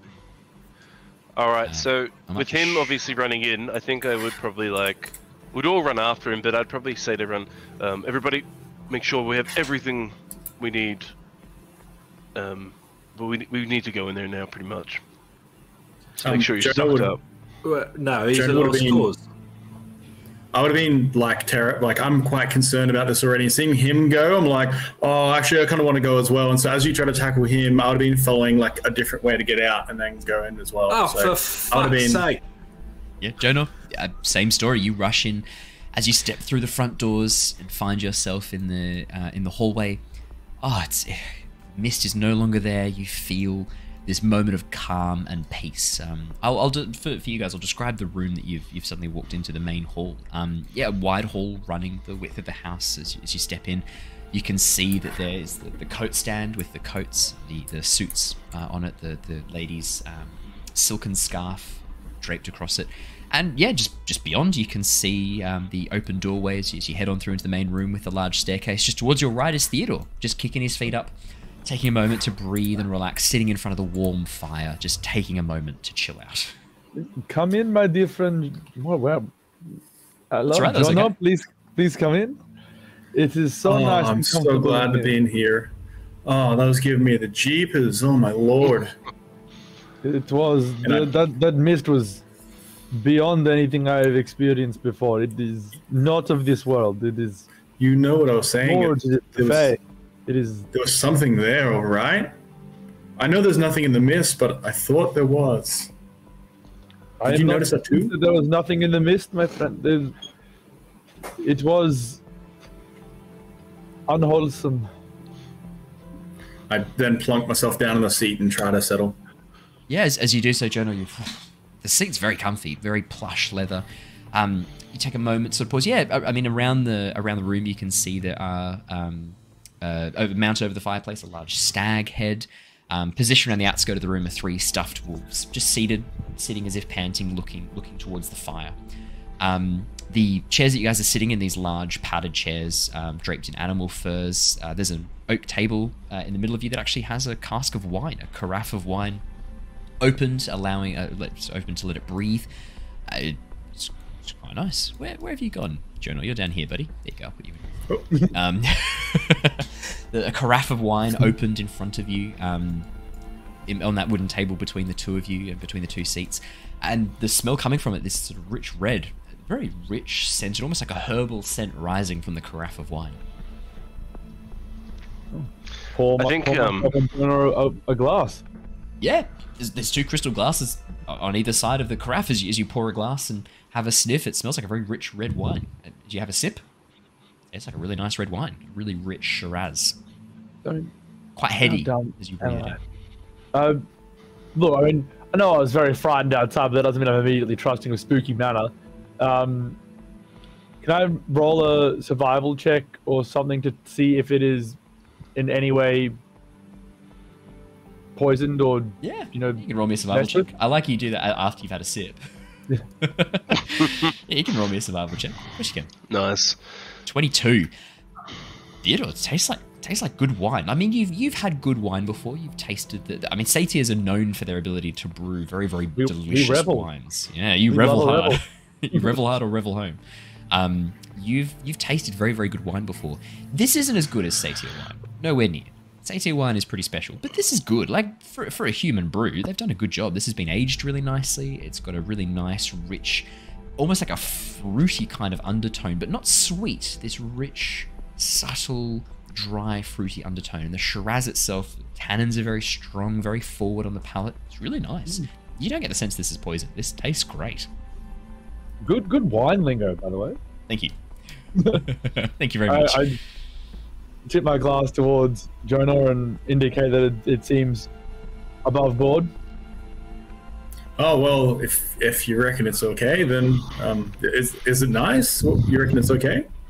It is brilliant. It reminds me of the wonderful wines I sampled back before I left the Fey Realm. Trust me, the wines there are nothing like you have in this mortal plane. They are sublime. That's a very French statement. Yeah, it is. I like it. Not really. It is not Fey wine unless it's from the Fey region of. No. That's it. Well, it might be as good as my my local wine that my family has had along the way. I'll see how it compares. He then grabs the glass and has a little sip. Yeah. Why are you guys like just chilling out in this like haunted, spooky manner? Jonor, as you have a sip, but I mean, you were pretty stressed before, but as this wine sort of hits your lips and passes over your tongue, it tastes really nice. That sudden sort of moment, that knowledge that I'm drinking alcohol, I can relax now. Like there's that behavioral adaptation to like when you have a drink, you let out that sigh. You feel a bit better having the sip, and it as I described to Theodore, you get all the same notes. It's a nice wine. It tastes exactly as I described to Theodore. Let's jump to the outside people. Yes. Grinner, Luther, and Tithla. The mist is closing in around you. Darkness is all you can see. The light from the manor shining across the town square, but this eerie silence all around you. Look, I'll be honest. I don't think we can. I don't think we have much of a choice now. I think we have to go inside. We'll have to be without. Don't really want to split up. I'm going to pick myself up off the ground and kind of start dusting. I'll probably help him up, actually. I probably would have helped him up if he was on the ground. Surely something's wrong inside. Like, surely they wouldn't just go inside and just sit there and wait and abandon us, right? Yeah, I don't think. Surely, like in such a situation that we are, like I'm sure they wouldn't be just sort of carousing, sitting around. I'm sure they wouldn't be sipping any situation. I don't think they would be sort of reveling in anything. Like they definitely would be on high alert, and I'm hoping that they'd be scanning tactfully. I know, and Theo and I have been best friends for nearly a year now. Surely, he wouldn't abandon me as well. He completely forgot about you. Sorry, my friend. Oh. Look, I'm going to be frank with you two. I thought you were Grinner. You know what? I've got nothing to say to that. I'm just going to keep my mouth shut. Fuck. Listen, from past experiences, right? Yeah. They're dead. They're already fucking dead. Whoa, but what I think we need to be paying attention to is, can 3 people complete this mission? Because if not, it's time for us to fuck off back home again. I'll be honest, Grinner. If we can, we'll just say that we deserve some compensation for losing some of our friends. Well, that would be 10 grand split between the 3 of us now.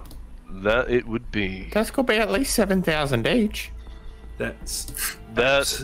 Yes. Yeah. Pretty sure that's at least. Actually, that checks out for me. I'm not very bright. Luther obviously knows it's wrong. Now I love Theo, not in a weird way, but like a good way. Can we at least go and try and find his body? All right, let's go and have a look for their bodies. I'd like to at least put him in the ground. Do it right. Would you like to at least take like a toe or a finger as a souvenir? I've already got my rabbit's foot. I don't need a goat foot. Jesus. I think it wouldn't hurt to have, you know, as much in the way of supplies going into this as possible. Do you think it's outside the realm of possibility that we grab a few more bits and pieces before we do follow them in? Yeah, I guess like we'll have a look around. Owen, is there anything that we can take? I think we've got most of the stuff on our back. This place has been abandoned for centuries, guys. There's fuck all here. I'm not gonna make you roll for it. I'm not gonna pretend. There's fuck all here, guys. I'm gonna try and salvage some of my the fishing. Like I'll keep the fishing line in place because we can come back. Use that. We can use that if we ever come back. So I got a crowbar in one hand and shovel in the other, then I'm ready to rock and roll. What if you hold me by my hand and I'll just like stick my head in and see if I can see them at all? Well, I actually have a mirror here. I could use that as well, I guess. Use that instead of me. In the interest of speed, because we are starting to go very over time. Yes. As you guys come up to the windows, you can see them inside the room. There are windows looking into the manor. You can see them. They're literally just some sort of illusion. No, this they're can't just be right. chilling. I'm gonna even remove the windows so you can see them. You look inside. They're just chilling. They're sitting in front of the. Actually, one of the windows has a large crack and a hole from where a rock went through. Do you guys realize that they're like just sitting here carousing and drinking wine? I'm gonna bang on one of the windows. Yeah, Jonor and Theodore, you see at the window, mist over the top of them. They're just in the mist. Are your friends outside? What the fuck is doing? Get in here! Go on, get in here! This wonderful manor. There is wine. There is comfy couches. Why are we so afraid? We're not afraid. You stupid. Well, then you are the ones out in spooky mist, and we are in lovely manor. So hurry up and join us in here. Oh, wait, you guys drinking? Why the hell are you drinking wine in a spooky manor? Why would you be doing that? Why are you not drinking wine in this spooky manor? Oh fuck! Come on, it's in the spooky manor. In a spooky manor. I've heard the term spooky manor too many times, and I'm a bit confused. So far, is not spooky. Is elegant and nice. Well, the fact that it's spooky is because in a city of ruins, this thing just appears out of nowhere and looks immaculate. Is that not an obvious trap?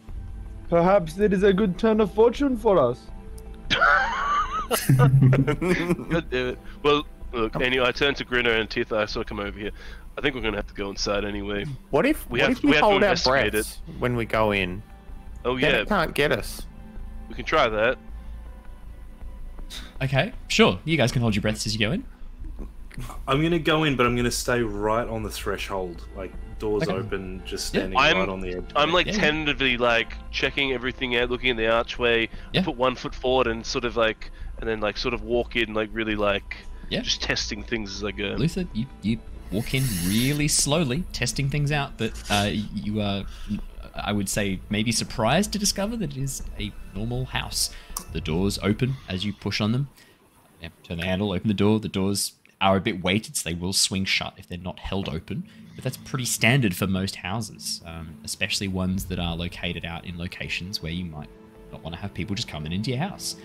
The open room, as you step into the main hallway, you can see the hallway leads towards a set of double doors in a room beyond. And as you move through those double doors, very slowly, checking things out, you move past the coat rack with the coats hanging on it, move into a large open area with a large red marble staircase heading up to a floor above. You can see there's a couple more rooms beyond, but the doors are closed for those. But the open door, where your friends are currently located, you can see a sitting room, fire burning in the hearth. Your friends, Theodore and Jonor, sitting down, sipping on a wine. Just chilling. There's no more glasses. It's only 2 glasses they are currently drinking out of. You may have a sip of my wine. I have been canvassing this room to make sure the missing adventurers are not within.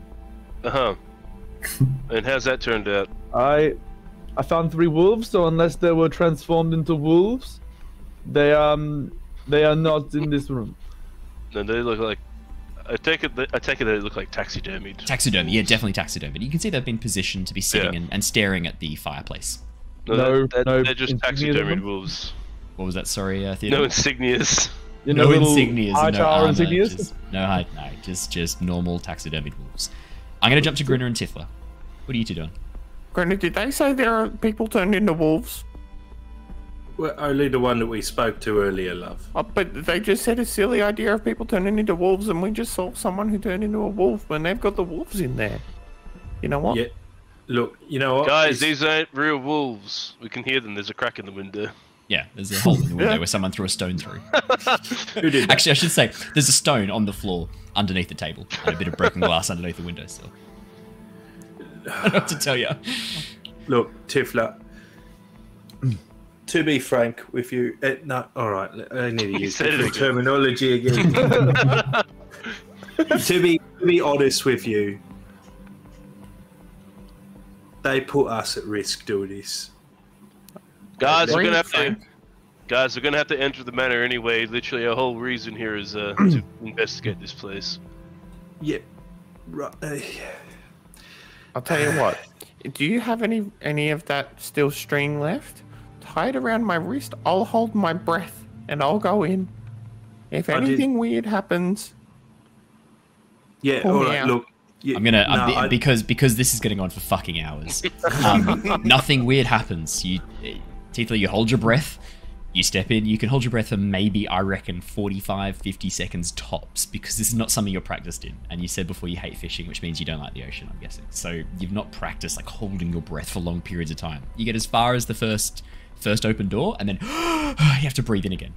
Nothing happens. You're inside but she takes another deep breath to hold her breath. It's very clear. You get as far as the next room, and you can see Luther there, the rest of them inside the sitting room. Nothing happens. At this point, the string is not... That's it. Grinner, you have to walk with her, or the string is going to snap. The only thing I'm going to do is tie, like, the end of my rope around something outside that's near the front of the manor and just come in with my rope. Okay. So there's like things to tie it around near the front of the manor. There's really not much. I mean, you could maybe tie it against one of the oil lamps outside on the wall.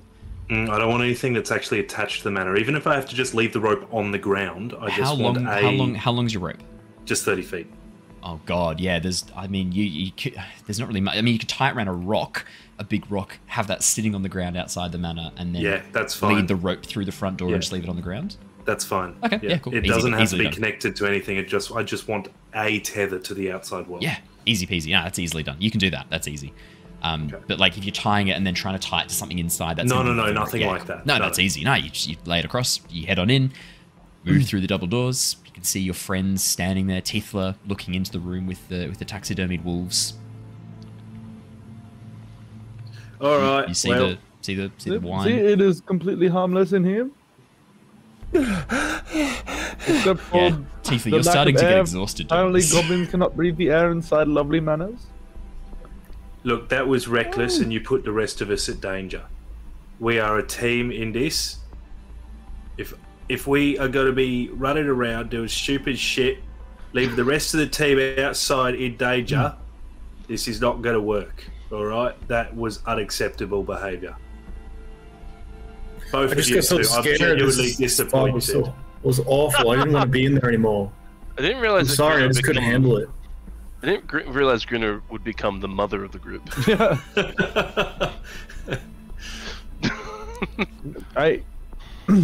You're right. I apologize. I let the shadows in the dark get the best of my mind, and perhaps I should have kept my cool. But it's not easy. Felt I was in danger. If you get scared, right? That happens, yeah? If you're in danger, you get scared. It's what you do in the process, right? You need to think, okay? We're all in this together. If you're going to be fucking off, even if you're scared, right? You come to us. You don't go fucking off into potentially more danger, right? You come to us.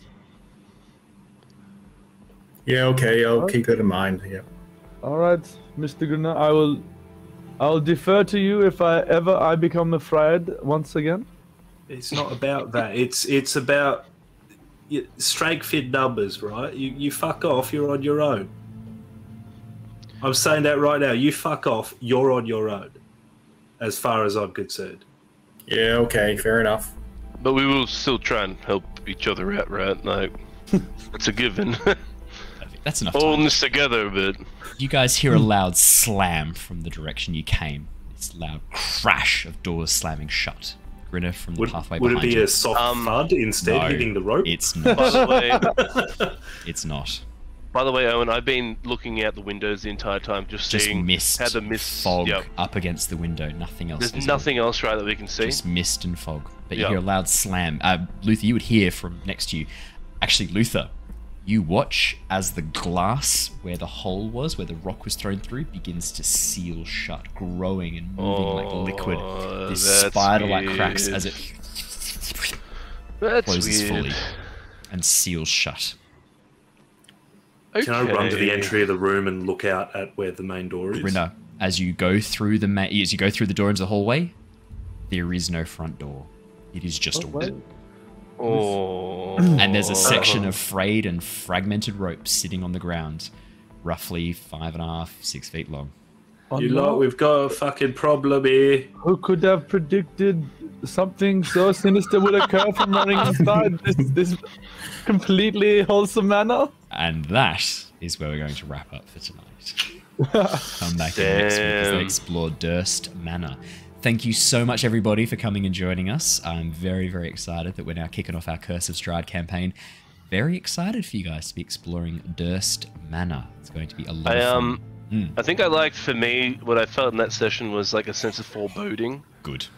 That's what I personally felt through it, like, because it's like we're investigating like the remains or the sort of what happened to groups past, and just it ramped up slowly. I found I liked it. It was thanks, good. Man. This is nothing. The escalation as you guys explore Durst Manor.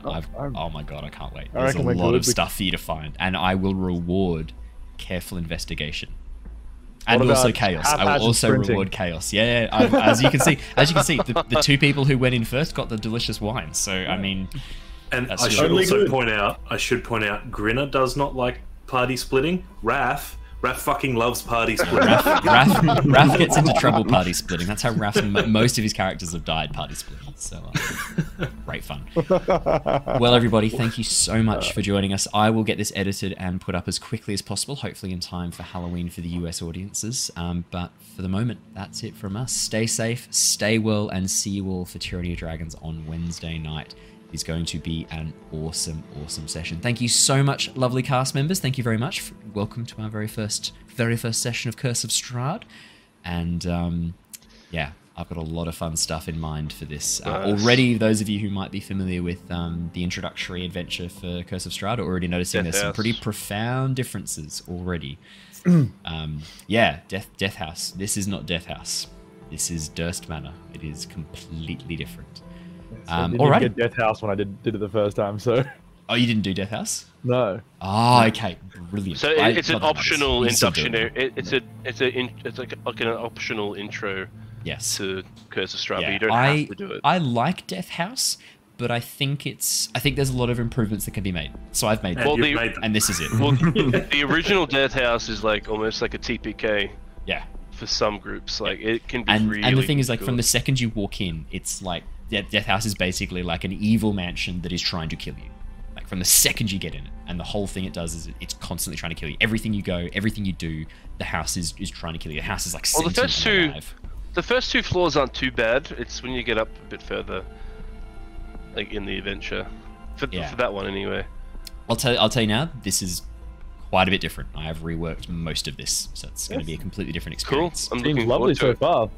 It is. Pleasant manor. Durst Manor's great. This was the manor of a very wealthy family during a time when they were at the height of their power. And then something happened, but don't worry about it. You'll find out. Nah, you don't worry. You'll find out. Nah, it's all good. You'll find out. I don't want to spoil it. You'll have to search hard and search closely for the clues that will tell you what happened here. And the more information you can gather, the better off you'll be. That's the only hint I'm going to give you. Alrighty, that's it from us, lovely people. Stay safe, stay well. See you on Wednesday. Goodbye, everybody. Farewell. Bye. Bye.